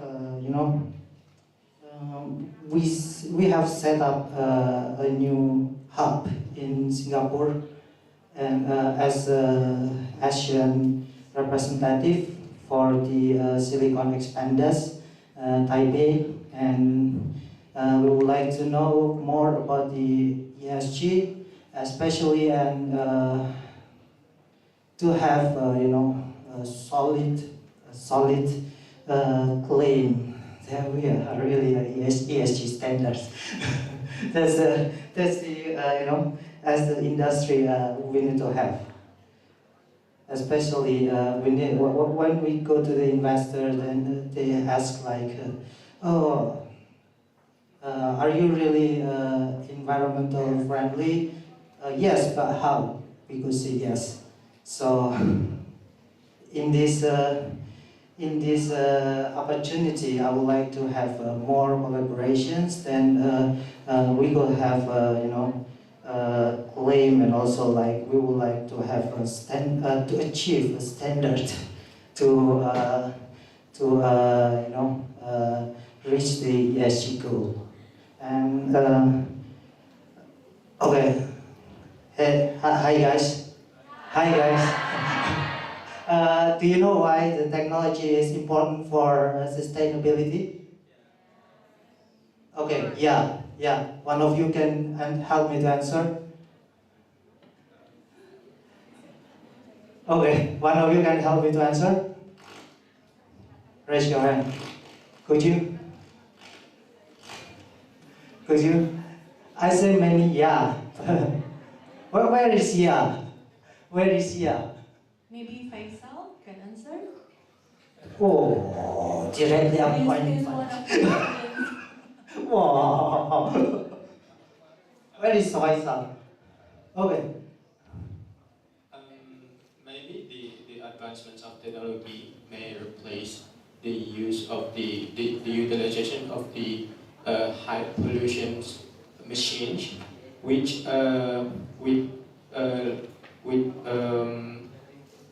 with that advancements machines have a better performance, but with a lower of fuel consumption, and therefore it reduces the pollutions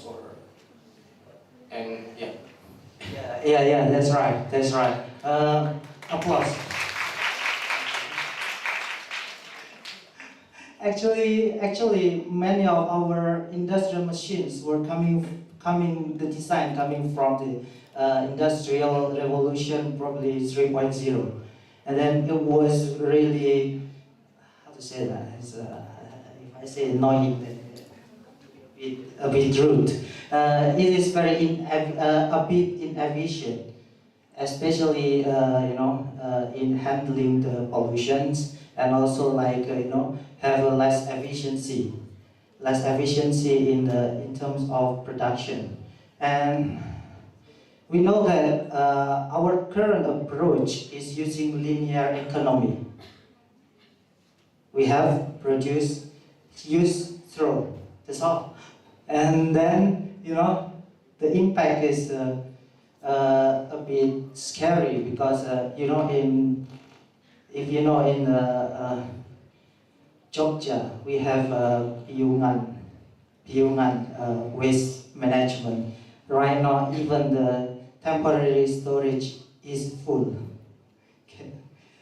Even the people of Jogja are burning the waste to reduce or maybe to throw the waste, and because there is no storage anymore, that's a bit scary for our future generation, especially for my kid.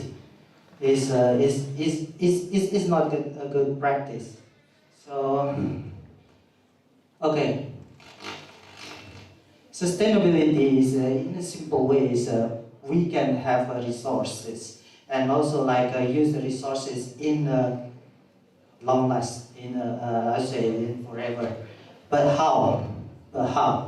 So the sustainability is a concept to protect the environment, and how we can do that. So we use the circular economy, like right now what we have is linear, but now we use the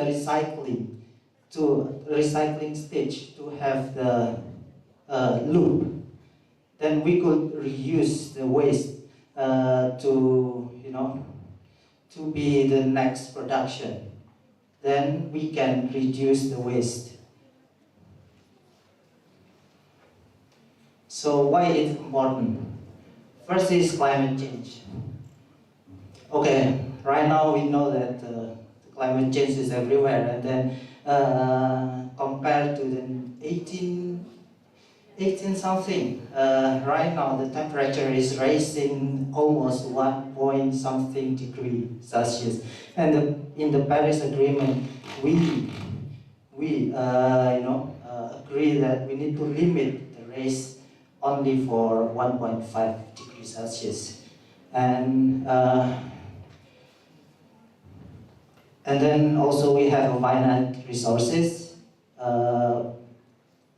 In Southeast Asia, our practice like exploration and exploitation of the natural resources, for example coal, and even in the our biggest revenue stream, we have palm oil industry, and right now they raise the concern related to the deforestation, etc. Then right now we have no infinite resources. We really have finite resources. Then we need to use it efficiently. And then also, for sure, we don't want our kid to be, to be limited, especially for the resources and also the job. Then the sustainability is the key to have the intergenerational equity. We don't want our kid to blame on us, especially we take all and then they got nothing. That's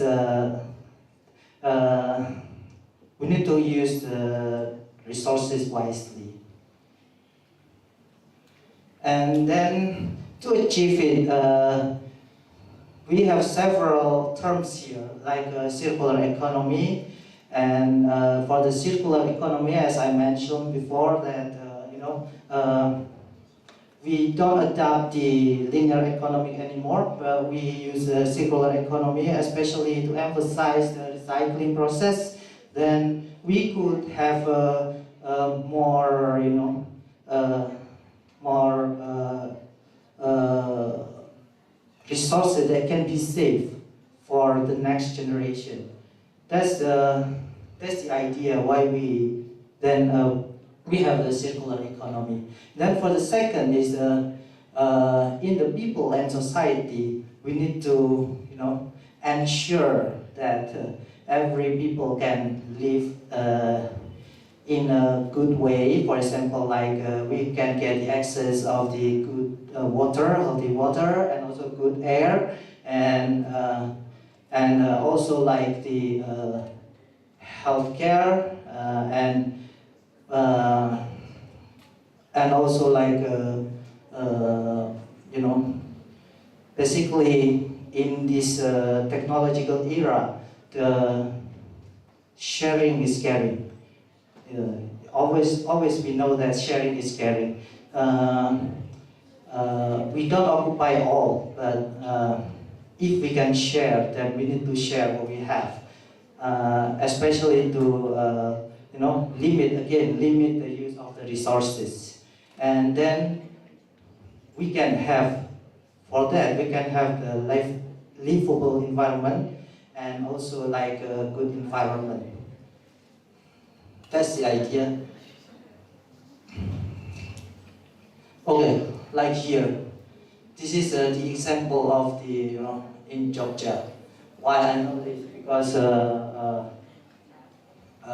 one of my partners is in Jogja, and also we are doing a simple project with also with a Taiwanese company that to have this recycle issue can be addressed, especially for to have this waste can be recycled properly, and also like we can have the adoption of the circular economy here. For example, here we have resources, and then once we have the resources, we do the manufacture, and then the users will consume. Then we do the recycling process here, so waste can be less. Yeah, so for sure we need to have several homeworks for that. This is just the beginning, and also like the beginning sometimes is not so good. Then yeah, this is the fact. Then we need to have a solution for that. So how we can achieve the circular economy using technology? So first of all,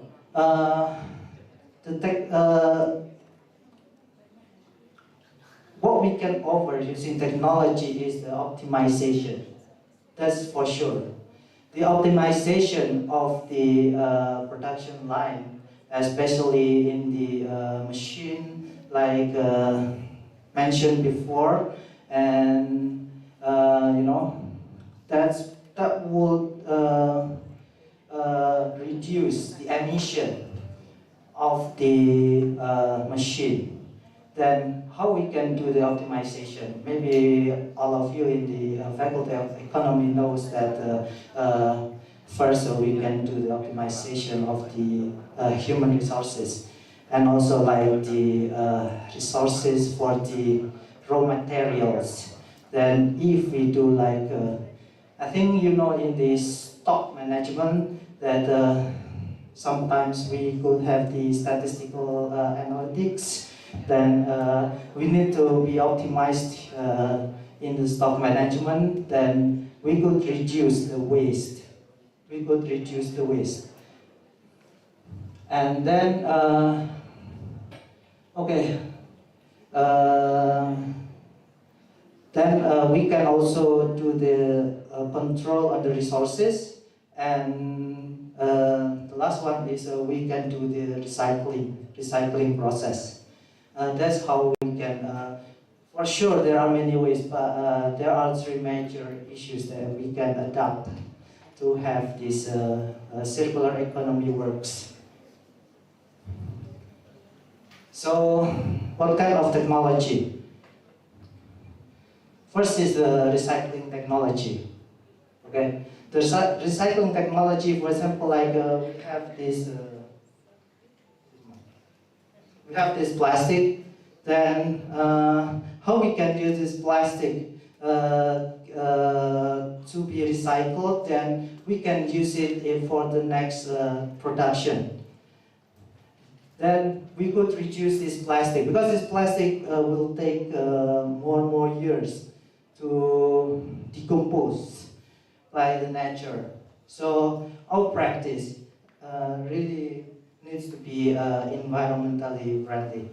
So then by adopting the sorting, and then also like there are several also like small medium enterprises that I know in Jember also like doing the recycling and then product using the recycling. I think that will be helpful. That will be helpful to reduce, especially if we use the raw materials using the waste like this. So I think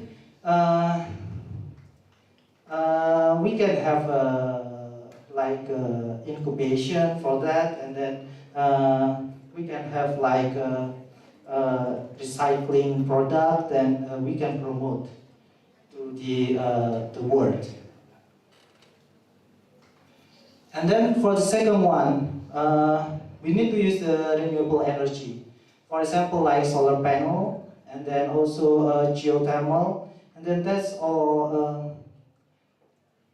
That all resources are really, available widely in Indonesia. Yeah, to reduce the use of coal to produce the electricity, and then to use the as you can see here, we have a wind energy, and then we have the solar panel. So the use of that technology is really can reduce the emission. The term that we need to emphasize here is the emission of the carbon. And for sure is the artificial intelligence. Yeah, the artificial intelligence. Using artificial intelligence, we can have the optimized process to judge which one is being efficient, which one is efficient. Then we can have those all integrated. Then we can improve the process of the production line. And then here we have some use case that we use artificial intelligence. Later I will show to you. Then we could have more discussion on it later on. But I think most of you are probably a bit scared with artificial intelligence, like will be replaced by the artificial intelligence. If I say it, for now, probably not, because the artificial intelligence is only for the specific task, and for the the development of the artificial general intelligence right now is still in the limitation, because there are several biases of the artificial intelligence that right now cannot be solved. Why? Because we are limited in the first in the hardware resources, and then the second is in the mathematical modeling of it. So it probably will take around 10 or 20 years later to have a really artificial general intelligence. So right now the artificial intelligence is only for the specific task. not for the general intelligence, then they can solve anything. No, they still have a bias. Yeah, that's why you still need to have a degree here. So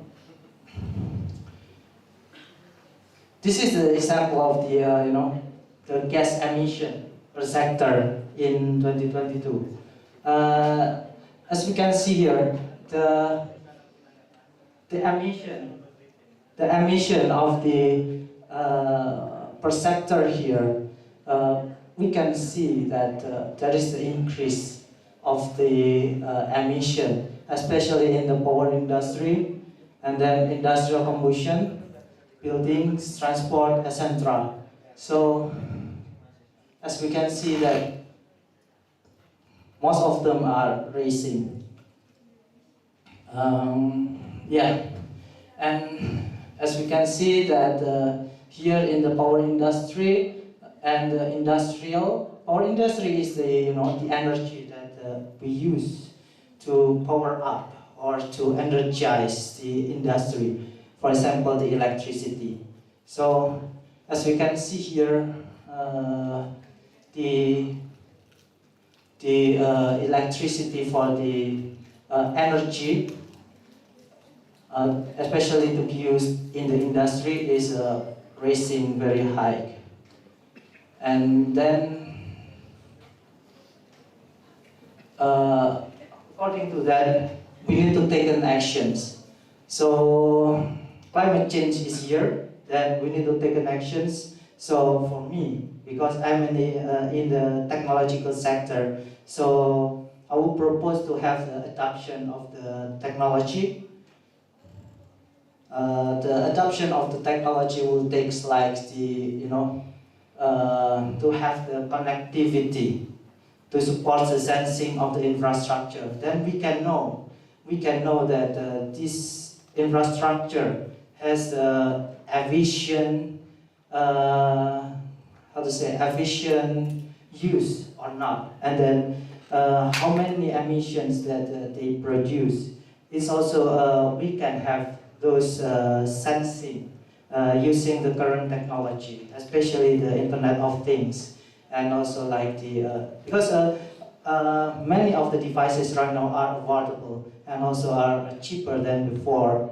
So this is the time to take the actions, and also like in the energy supply sectors, we can have the the adoption of the renewable energy and also the efficiency of the energy itself. And as you may know that the digital economy also plays an important role for the sustainability, especially in sharing the resources, using the cloud computing and then etc., big data, etc., and then they can use the sharing resources to have to have the full utilization of the device or of the resources. Then we can really optimize the potential of the device or of the tool itself. So right now it doesn't mean like if we cannot afford the technology, then we will do nothing. But no, we need to have the resources, and for sure we can do the sharing profit, etc., etc. So that's the business case that we will have if we adopt this this approach. And then okay, this is just for the digital economy opportunities and challenges. Like there are several, like e-waste. For the challenges, we can have e-waste, and then energy consumption and carbon emissions, and inequality, especially in the access. So we need to have those to overcome those issues, and also job that probably right now being replaced, but the replacement actually is taking place because there is no, for example, like there is no practice or there is no training for those employees. So we need to enhance the training session for those employees to use the AI, especially you guys here. I think I would like to say that it is better for you to have training on the use of AI. We can use the like ChatGPT or like any other tools, but we need to have it. We need to use it wisely. Why? Because currently the AI model that we have still has a bias. Again, still has a bias. So we need to compare with the experts here, then to have a wise use of the technology.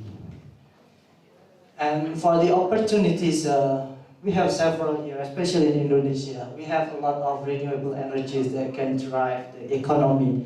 And then big data analysis and just big data and analytics. So using those big data, we can have really a holistic approach, not only for using only for the specific approach, specific sector, but we can have a holistic knowledge to the several sectors. Then we can have the interconnection between those sectors. And okay, and also like we can have the smart cities, and also for the sustainability, for especially for the urbanization, we can using the ICT, we can have equal opportunity between the rural and also the urban areas. And yeah, we can have more like I said before, the circular economy and etc. And here is the possible measures to reduce the emissions. First is the smart building. We can have the smart building for the efficient building. For example, if there is no people here, we can turn off this lamp automatically. Then it could reduce the consumption of the electricity. And especially we are human. We always forget. Did I really turn off the lamp or not? So we can use the ICT approach to have this room or this building can be controlled efficiently. And also like in the data center, we can have those, for sure we can have those smart something, but we need to have the data center. And for those data center, again, the purpose is we can have the optimized operation on the on the daily basis, and then we will have also smart traffic. Why smart traffic? Because one of the carbon that's being emitted is by like vehicles, car, motorcycles, etc. So using this smart traffic, we can relieve the traffic congestion. Then by relieving those congestions, then we can have more optimized or maybe like reduce the emission of the gasoline usage. So for us, what we have done in promoting sustainability through technology, actually many things, but Okay, for the first one is this is one of our product. So you know the remote. So right now our remote is a battery free. Why? It's a battery free. So we use the PV cell to power our remote. Then we can reduce this battery usage, and then we can save our planet through the reducing the waste by the utilization of battery. So the battery will have a chemical material that might be toxic to our earth. Then that's the idea why then we use this battery. So don't imagine that this is only one, because if we are in the production, mass production, it will be 1 million, 2 million, 3 million. So imagine that we have 2 million, 1 million, 2 million, 3 million batteries can be reduced by only using this approach. And then for the sample case, second sample case, we have done the production line digitalization. So actually, this project is taking place in Vietnam. Yeah, in Vietnam and also in Taipei. Then we use the IoT-based solution. For example, like here, we can have the digital representation of each production line. For example, this is a machine 1, machine 2, machine 3. Then we can have the real-time report of those machines. Then we can reduce the emission, especially, for example, like this. Okay, if the status, if the run, then we can have the power is 21 kilowatt hours, and then the carbon emitted is this number. So through this way, we can know that is it really normal if we have those parameters. If we have those parameters here. If not normal, then we need to check and do the optimization for that. Then we can have those in a digital twin. Yeah. So I think you may know that.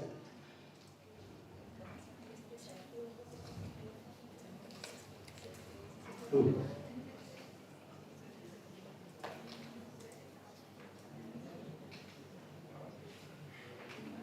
Yeah. Then for the third sample case, here we use e-paper. E-paper here is you can see here. This is a Videotron or the monitor. But this monitor are using electricity to trigger. But here we use the e-paper. So we only trigger the e-paper. We only trigger the e-paper when we write the content. Especially if you know in the in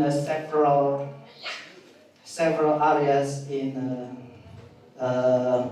there are several board, and then I think to ads like the politician or the ads for the product, and those approach are, even if we use the paper, those approach are a bit harmful. Why a bit harmful? Because the paper is still using the tree from the forest. Then yeah, the idea of using this is we can have this e-paper to be used continuously. continuously, then we can have those ESG practice. Yeah.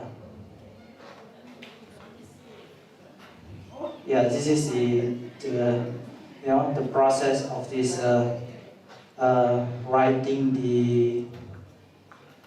the paper. Yeah. So we trigger. Then once we trigger, we write the contents there. This is taking the electricity. When we write the contents, this is taking the electricity. It will use the electricity. Then it will release the carbon. But once this is done, the electricity will be stopped. Stop. No more carbon emission. Yeah, that's our approach. And then also like in my campus, also we have done some, experiment and also some technological adoption for smart farming. Yeah, for example, like this. The next generation of smart agriculture, we plan to use this, AR, VR glasses, Oculus glasses. Then, using these Oculus glasses, we can have those data displayed here. So for millennials that don't want to touch, you want to work in the field, but you don't want to go to the field, maybe you can use this technology. You want to go to the field, but you are afraid of snake, then yeah. Yeah, you can see it here.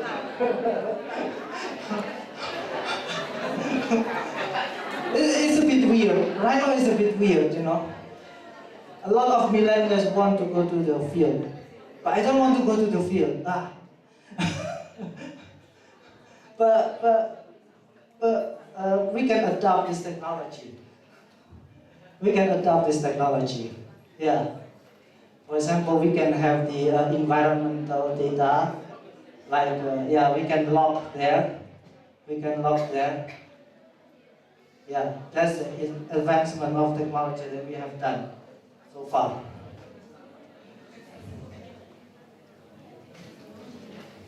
Okay, and also actually we are planning, I'm also co-lead the 6G research center in Taiwan Tech. So the next generation network will use the gain for 5G. Okay, for example in 5G, okay. For 5G, we don't use the sustainability concept. Why? Because in 5G, if we, for example, I have a tower here, then this tower will give the signal to every user. For example, my phone give the signal. Okay, I will set this tower. The power is 10. Then it will be static only 10 until the life cycle of this tower is end. So it will be 10, always 10. But right now in the 6G approach, if there is no user, I will set to 0. If the user is only 2 or 3, I will set to 3. So I will give based on the adaptability of the user's perspective. Then it could reduce the emission of the tower itself. Yeah. How? Then we need to use AI to do that. Yeah. So, yeah. let's see how we can do that. We need to have a feedback for those processes. Again, closed loop, not only open loop. So we need to have those recycling process. We need to adopt those circular strategy to use. To have the optimization on the 6G network itself. Then it will be the next generation for the network. Okay, I think that's all from me. Thank you. Thank you, Mr. Setia. Very interesting topics related to the role of technology in advancing greener business environment. Since I'm not an IT person, so I have also gained a lot of new insights related to the use of technology in supporting our sustainable living. So, ladies and gentlemen, apa kabar semuanya? Masih semangat? Oke, kita masuk ke sesi discussion ya. So we move to the discussion sessions. I believe a lot of you have been curious to ask our two main speakers today. Saya akan buka sesi pertama. Sabar ya, ini sudah tidak sabar. So saya akan buka dua sesi. The first sessions, two questions from the audience, and then we'll directly answer by our two speakers, and then the next session is another two questions from another students or lecturer as the participant of today's general lecture series. Okay, let's start. I would like to ask the committee's help to deliver the microphone, and also which one? I think from this side, the girl with the brown hijab. So yeah, Rima. Sorry, Rima. Okay. Don't forget to mention your name and the study program you are coming from. Okay, thank you for the opportunity, Miss. My name is Rima Septilia. I'm coming from management. So firstly, I want to say thank you to all the speakers here today for the insightful presentation. So my question is, how can we ensure that institutional investors are truly acting in the long-term interest of companies and society, rather than solely focusing on short-term financial gains? And also earlier, Mr. Harry mentioned about the ESG report, right? So I will ask about how can we incentivize companies to produce high-quality, transparent, and reliable ESG report beyond regulatory requirements and market pressure. Is that clear enough? Okay, is that clear enough? The first one is asking about how can we ensure that the institutional investor are truly invest for those company because they have good purposes promoting the ESG performance. And the second one is how to be transparent and accountable in reporting the ESG report to the society. It's not only, greenwashing or claiming that we are green, but actually we don't do green in our business activities. Is that clear enough? Okay, we move to the second question from the corner. My student also, the one raising hand below the air conditioner.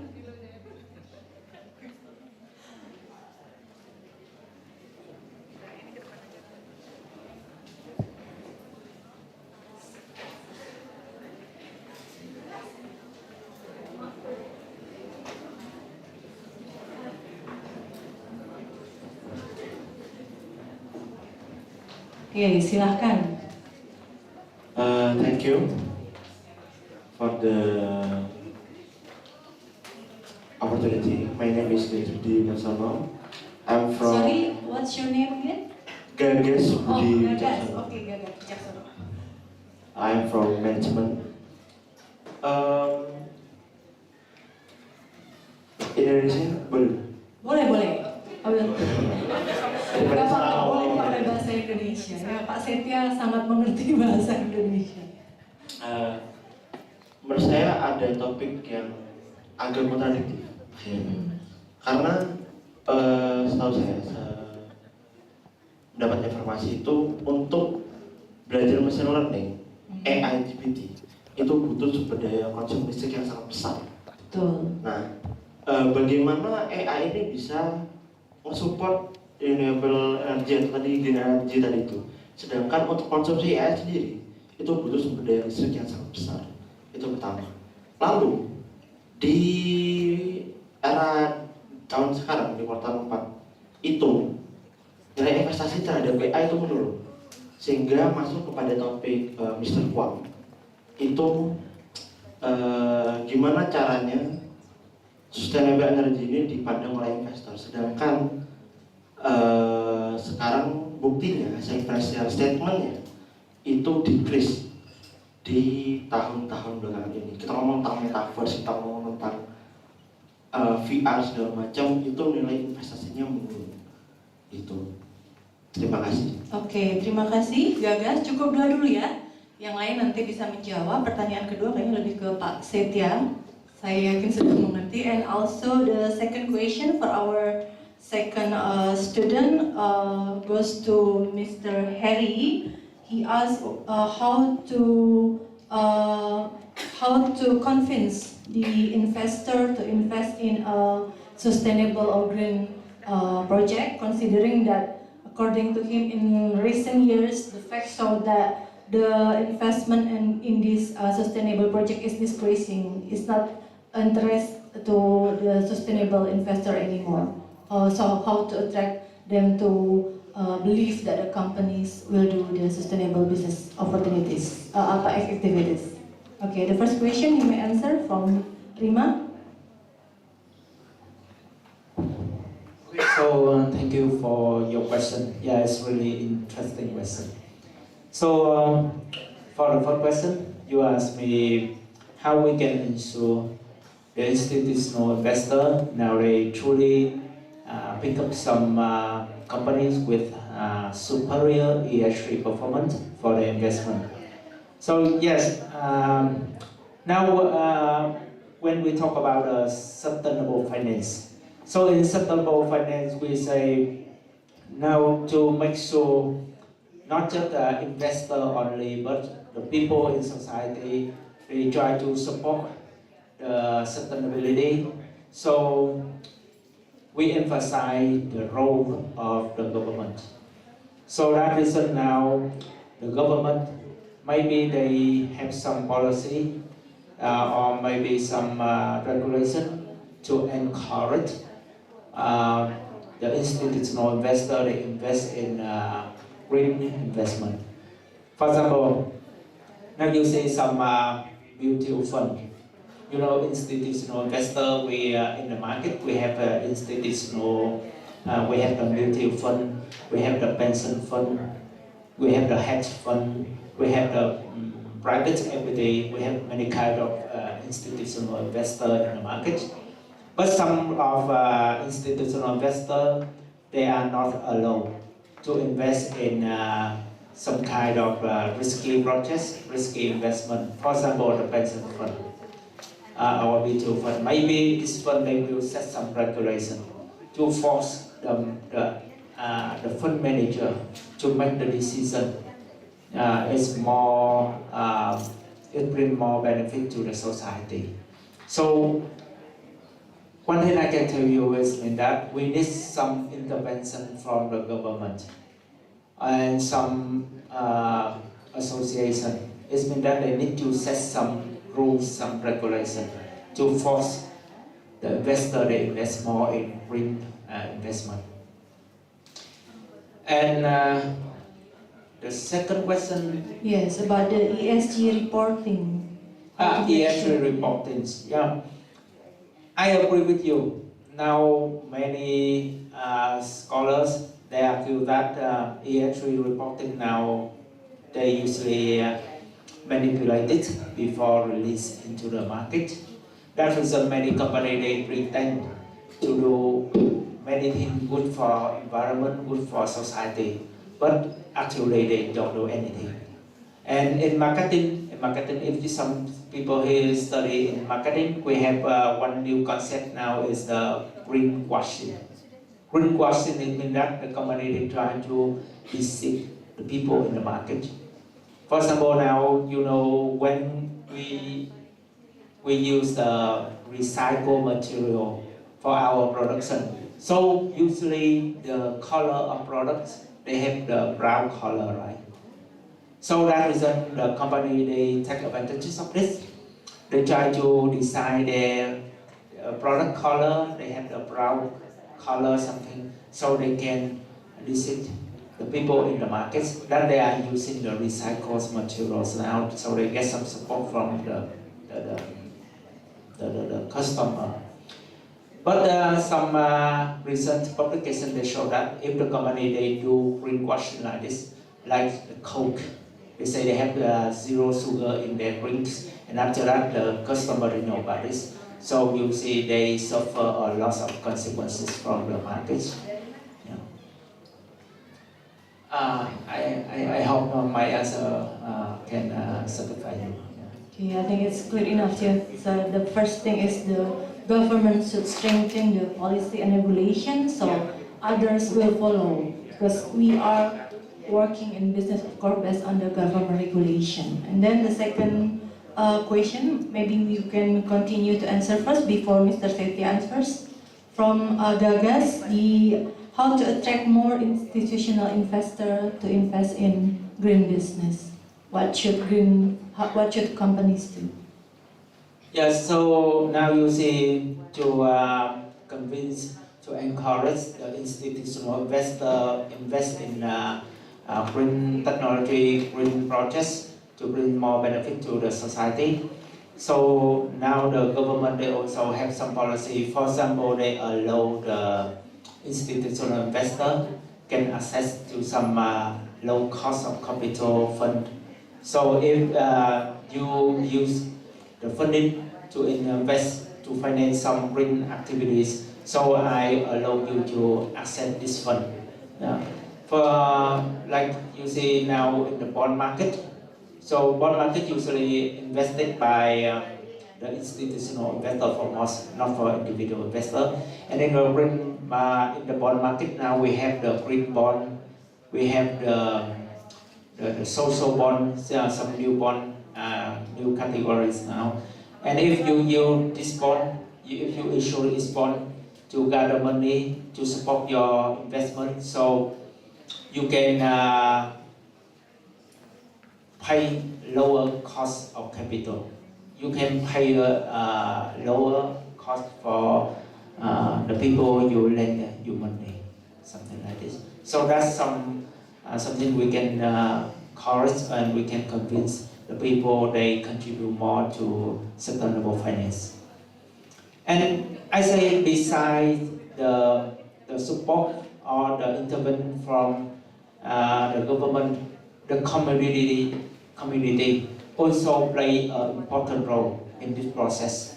For example, if you are a customer, right? You are a customer, and you like the environmentally conscious customer, you care more about the environment. So you can put some pressure on the company. If the company they do something wrong, they do something bad for environment, so you can boycott the company. You switch from the company to another company for your buying. So you force the company they do more for environment. So today we talk more about the customer behavior. That is something Professor Satya mentioned about. So besides the technology, behavior is very important. You know, now we start switching from we say it's a competitive consumption to the collaborative consumption. Competitive, what does it mean? I have a cell phone. I have an iPhone now. So Apple now they release some new iPhone. So even my phone still work well now, but I don't want to use it anymore. I want to buy a new phone. So we say it's the competitive consumption. So it makes some burden on the natural resources. But now we start using the collaborative consumption. Maybe we're sharing something we don't use. So we post something we don't use on some website, so people can take it for free or with a lower price. So doing something like this, so we can reduce the burden on the society. Yeah, and so beside the new technology like Professor here talked about, so we can try to direct the consumer behavior, yeah, to make the, the transformation from the linear economy to the circular economy. Oke, thank you. Cukup jelas ya, Faisal, untuk pertanyaan kedua. Jadi memastikan bahwa perusahaan itu adalah perusahaan hijau memang harus terus secara aktif dikomunikasikan, terutama pada investor yang ditargetkan. Kemudian untuk pertanyaan pertama, monggo Mas Setia. So the question is related to a bit contradictive statement. Okay. Actually, if you take the example of the AI employment using ChatGPT or something like GPT train model, in the couple of years, they will take a ton of energy to train, right? That's because of the the hardware itself still doesn't support the optimization of the energy. But right now, with the TSMC, can produce 2 nanometers chip. We believe that it would reduce much more energy. That's from the hardware perspective. And then for the second one is from the investment. Yes, right now the investment related to the AI is decreasing. Why? Because we have trained many models in the past years. All of those investments are going through to train or to have a good model for deployment. So right now is the deployment era. What's that deployment? Deployment is, the model already, we call it as a production ready model. Once the model is going through the stage of the production ready model, what we can have is no investment, but get the revenue. Okay, so right now it is time for them to get the revenue. Then after that, they could reinvest probably in the next 2 or 3 years. You can see the easing of the economy once more because of the capital flow. I believe that because right now we have in the mature stage to get the revenue. So, and then for the third one is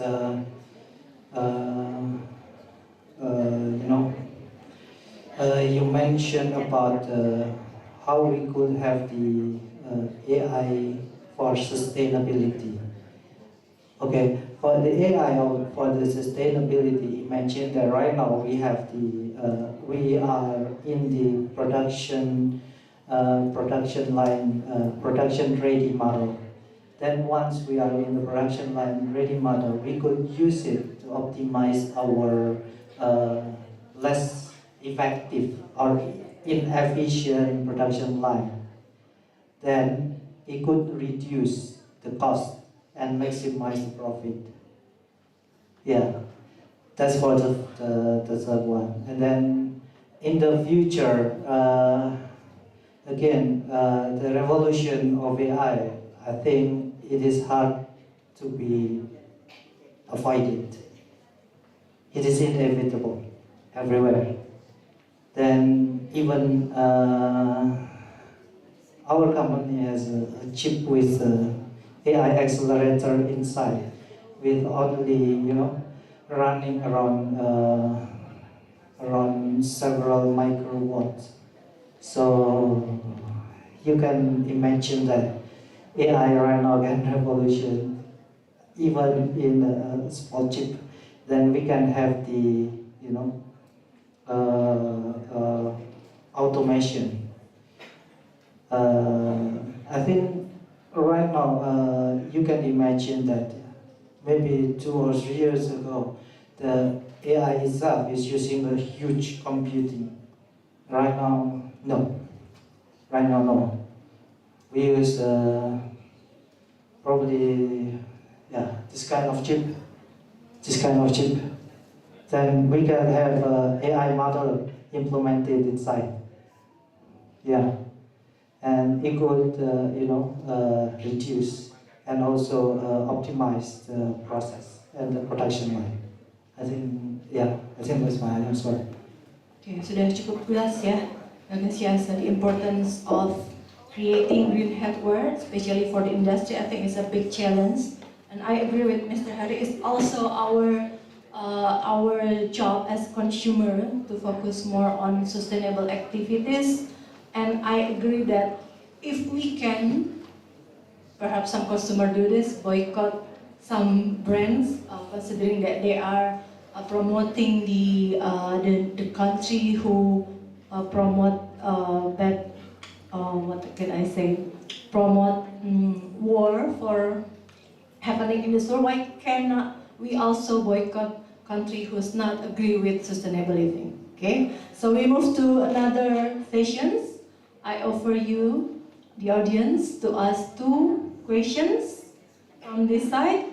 Another one, from this side there, and the last one from the boy over there, starting from there first. Right, thank you for the opportunity. So my name is Dana Faustanici from Management. But before asking this question, I wanna thank you so much for Mr. Hari and Mr. Setia for the best presentation today. And to be honest, my question is similar to Rimai's question, but Mr. Harry mentioned about there are 2 kinds of investor. The first one is individual investor and the second one is institutional investor. And if Rima focus on the institutional investor, I will like to ask about the individual investor. As you know that we are a student, we cannot buy a lot of stocks or obligation or etc. So I think we cannot give a big impact for the greener future because we cannot buy a lot of stuff there. And how can we as an investor balance the pursuit of the financial returns with the imperative to drive sustainable business practices, ensuring our portfolio contributes meaningfully to a greener and more resilient future? Thank you. Is it clear enough? So how can they as individual investors also help to promote the sustainable business environment? Okay, second question. Okay, let me introduce myself. My name is Muhammad Gana Arafi. I'm from Management Study Program. So my question is, for the company with ESG implemented, is its profitability comparable to other industrial companies? Because after all, the profitability is remain a crucial aspect for an investor. Like as to one of the questioner mentioned, requires like the companies with ESG, of course, have a cost, more cost, expensive cost for implemented for the ESG. And I would like to ask to our speaker, Mr. Harry and Mr. Setia, about how the development the ESG or the 6G in companies across Asia, specifically for the Taiwan or maybe Malaysia or maybe in Indonesia. That's it. Okay, we would like to know about the implementation of ESG and also 6G technology, especially in Asia, since we are living in Asia. Okay, first question, you may answer, Mr. Harry. So thank you for your question about individual investor.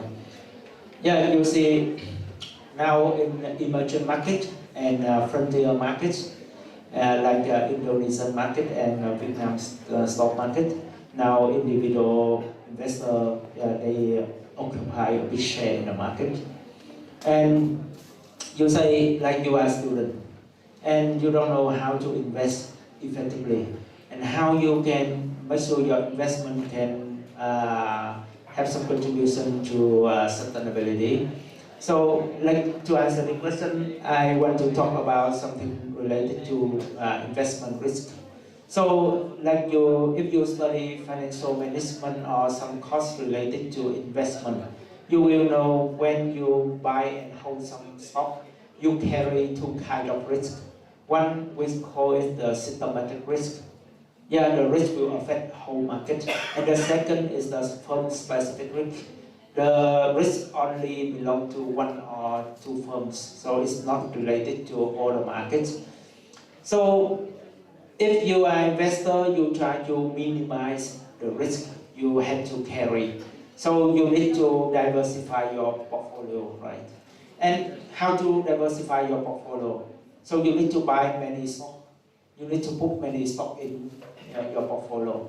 But to do that, you need money, much money. And you don't have money, so you cannot diversify your portfolio fully. The second, even you have money, but you don't have enough information to pick up some stock for your portfolio. Because like some people here, students, they think, okay, I have some basic knowledge about accounting, about finance, so I can invest in stock market and I can earn some profits. But I say no. Because if you want to invest in stock market, beside the accounting knowledge, beside the financial knowledge, you need to know some information about the industry, about the competition in industry. And it requires some, like we call it, the experience. And if you have a good background in accounting and finance, but you don't have experience, you don't have some information about the industry, so you cannot invest effectively. So how the individual investor in developed market they do now? So they try to trade, we say it's the ETF. I don't know you know about this concept or not. ETF is an exchange trade fund. So like you put your money in mutual fund, you put your money in some asset management company. So this company always say it's an institutional investor will help you manage your money. So they put the money for many people. So they have the big enough money. So they can build a portfolio, they can invest. So you can earn the profit, you can earn return from their performance. So you don't invest by yourself. You lend your money to some professional investor, institutional investor. That reason you see many years ago in America, it's the same like something happened in our countries. So the individual investor, they occupy their accounts for a big share in the market. But now more and more institutional investor in American market. And you can see the trend now start extending to our countries. For example, you see in China, in my country also, or maybe if you Google to see some statistics now, you can see the percentage of institutional investor now increasing in our market. So if I give you some suggestion or some advice how to invest, I don't recommend you invest by yourself because we don't have enough knowledge and enough resources to do it effectively. So we should select some institutional investor you believe them, so you can lend money to them, so they will help you manage your assets better. That's my answer. Okay, bagaimana Rima? So I think it's important for us as an individual individual investor, to be informed first about the companies and its activities, whether they do green or not, and the second one to be critical, so we can choose the green product, the green investment product that will finally help the society. And then the second question is about the ESG performance. how is it in Asia? What's the trend about the companies implementing good ESG performance in Asia? Maybe, yes, you can both answer. Perhaps you have a specific view about Asia's companies that have been having good ESG performance? Yeah, to be honest, to this question, until now I have no statistics for this. So that reason I just based on my experience, my observation to answer your question. Because now I see some companies in Asian countries, now they start to do more ESG initiatives. For example, you can see many companies now they start to use some smart technology like Professor Satya mentioned previously. We try to use some automation in the company like a light system or maybe some sensor in the company so we can reduce the energy consumption. And the second, we can see now they try to solve some social problem like the company now they try to improve their product quality, product safety. It's one kind of responsibility to customer, to society. And the company also try to treat their employee more friendly, more generously to make sure the employee they can avoid some we say is the career or occupational disease in their work. You see now some company they give their employees more flexibility, so they can create more or improve their creativity during their work. So that's something I observe in some companies in Taiwan now, and even in my country now. But to be honest, to have some official statistics to prove for my observation, so I have no study much about this. Yeah. Maybe in the next research, yeah, you will focus and broaden the scope to Asia. Silakan, Mas Setia. Yeah. So the same with Professor Harry. Basically, we have no statistical evidence for those companies that have, adopted the ESG standard, because probably the ESG standard is quite new, right? Especially in the practice. But for the daily basis, what I can say that in Taiwan industry, for example, like Professor Harry mentioned, like there are more flexibilities and also like more, I would say humanized management. Humanized management. What's that humanized management? For example, like your wife is pregnant, then you can have leave to take care of your wife. Okay. Then, for example, like for the woman, they are pregnant, then they can have leave longer, like around 2 months or 3 months to take a leave. Then it's quite, contradictive compared to the previous practice. Why? Because I experienced that. Before in the 2019. Probably the flexibility is not so huge. They tend to keep the the employees to work in the in the office. But right now, since COVID-19, more flexibility is over. Yeah, for example, like working from home or even working from Indonesia is acceptable for them right now. So I think that's also the practice that I would say like to have a sustainable practice. Why? Because right now the companies, especially in Taiwan, are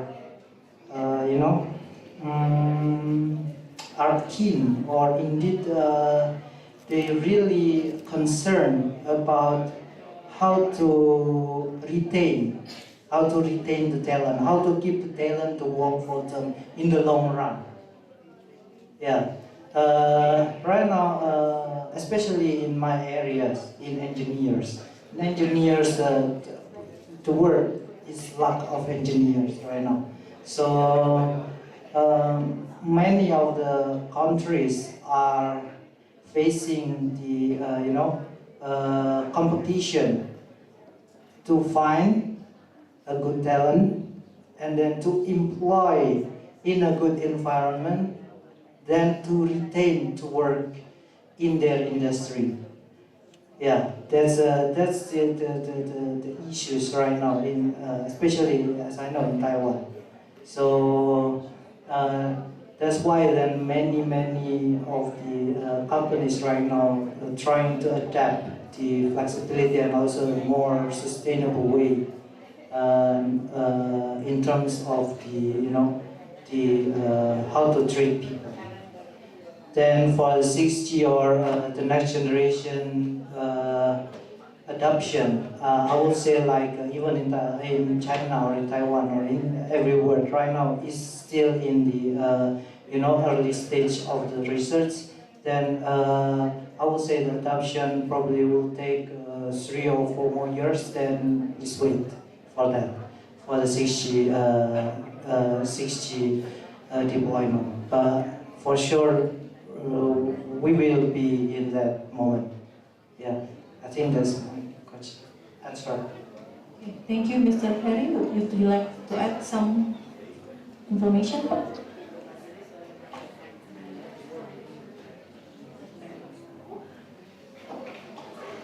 I also have some additional information. Just want to share with you. It's not about Asian countries, but related to university. Because I don't know how about the faculties here.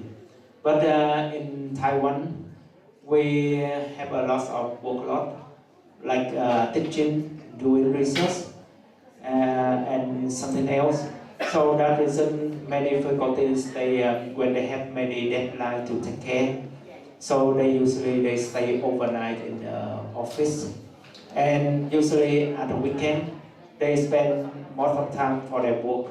So they don't spend some quality time for their children, their family. So some university now, they don't allow us to stay in the office at the weekend or after the administration hours. Like they will lock the building, something like this. So they try to focus, let's come home and spend quality time with your children, with your family. So we try to balance work and life. That's something some university now they try to do.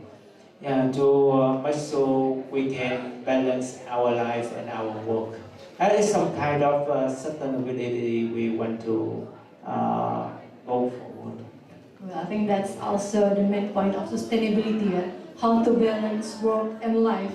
Considering that the flexibility of technology, sometimes on the weekend they call us, let's have a Zoom meeting, etc. Actually, that's the bad example of the use of technology, not good for our work-life balance. Okay, thank you so much for delivering a very interesting topics today with us. I believe we have learned a lot from these two topics in finance and also in technology. And our university, our faculty, and our study program mission is also related to sustainability. And we also learn about green operations, green finance, green marketing management, and also green HR in every subject in our study program. And to sum up, I have one sentence from Mr. Setia's presentations that I believe all agree with this sentence. Why should we focus? Why should we concern about sustainability? The answer is simple, because we would like to ensure that we and also the next generation can still enjoy living on the earth. Thank you, ladies and gentlemen. Once again, this was our women speakers. Thank you so much. We are very happy to have you here. Hopefully, in the next future, we can have more cooperations in research or in another area. Thank you. Once again, you may come back to your seat. Silahkan kembali ke duduknya. So, ladies and gentlemen, this is the end of our today's discussion. But please remember, tomorrow we will still have one more general lecture series that will be presented with another honorable speaker from Malaysia and also from Australia. That's all from me. Thank you. Wabillahi taufiq wal hidayah. Wassalamualaikum warahmatullahi wabarakatuh.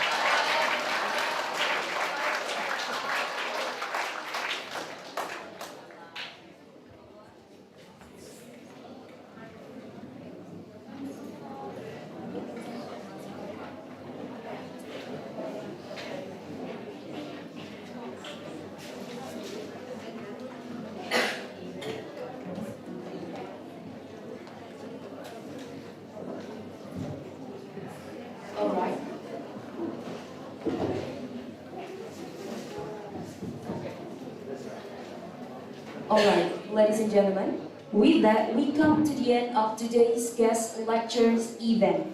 On behalf of the organizing committee, I would like to express our sincere gratitude to our distinguished speaker, honorable lecturers of Faculty of Economics and Business, Universitas Jember, and to all of you who have joined us today. But before you leave, please make sure to fill out the attendance form, as it is a requirement to receive the certificate for this event. Sebelum meninggalkan tempat ini, kami mohon dengan sangat untuk memastikan bahwa Anda tidak lupa dan telah mengisi daftar hadir. Hal ini sangat penting karena merupakan syarat untuk mendapatkan sertifikat kegiatan ini. Diinformasikan juga kepada seluruh peserta agar besok hadir pada acara guest lecture Sustainable Business Environment untuk tepat waktu.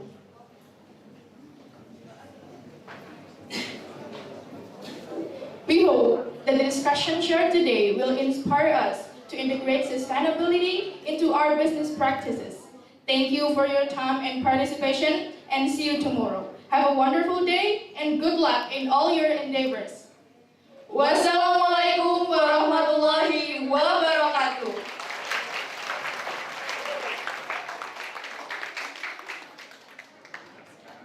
Baik, teman-teman peserta bisa mengambil makan siangnya di depan sini. Tapi khusus untuk teman-teman Yuriza bisa stay di tempat ya, bisa tetap berada di mana saja. Untuk teman-teman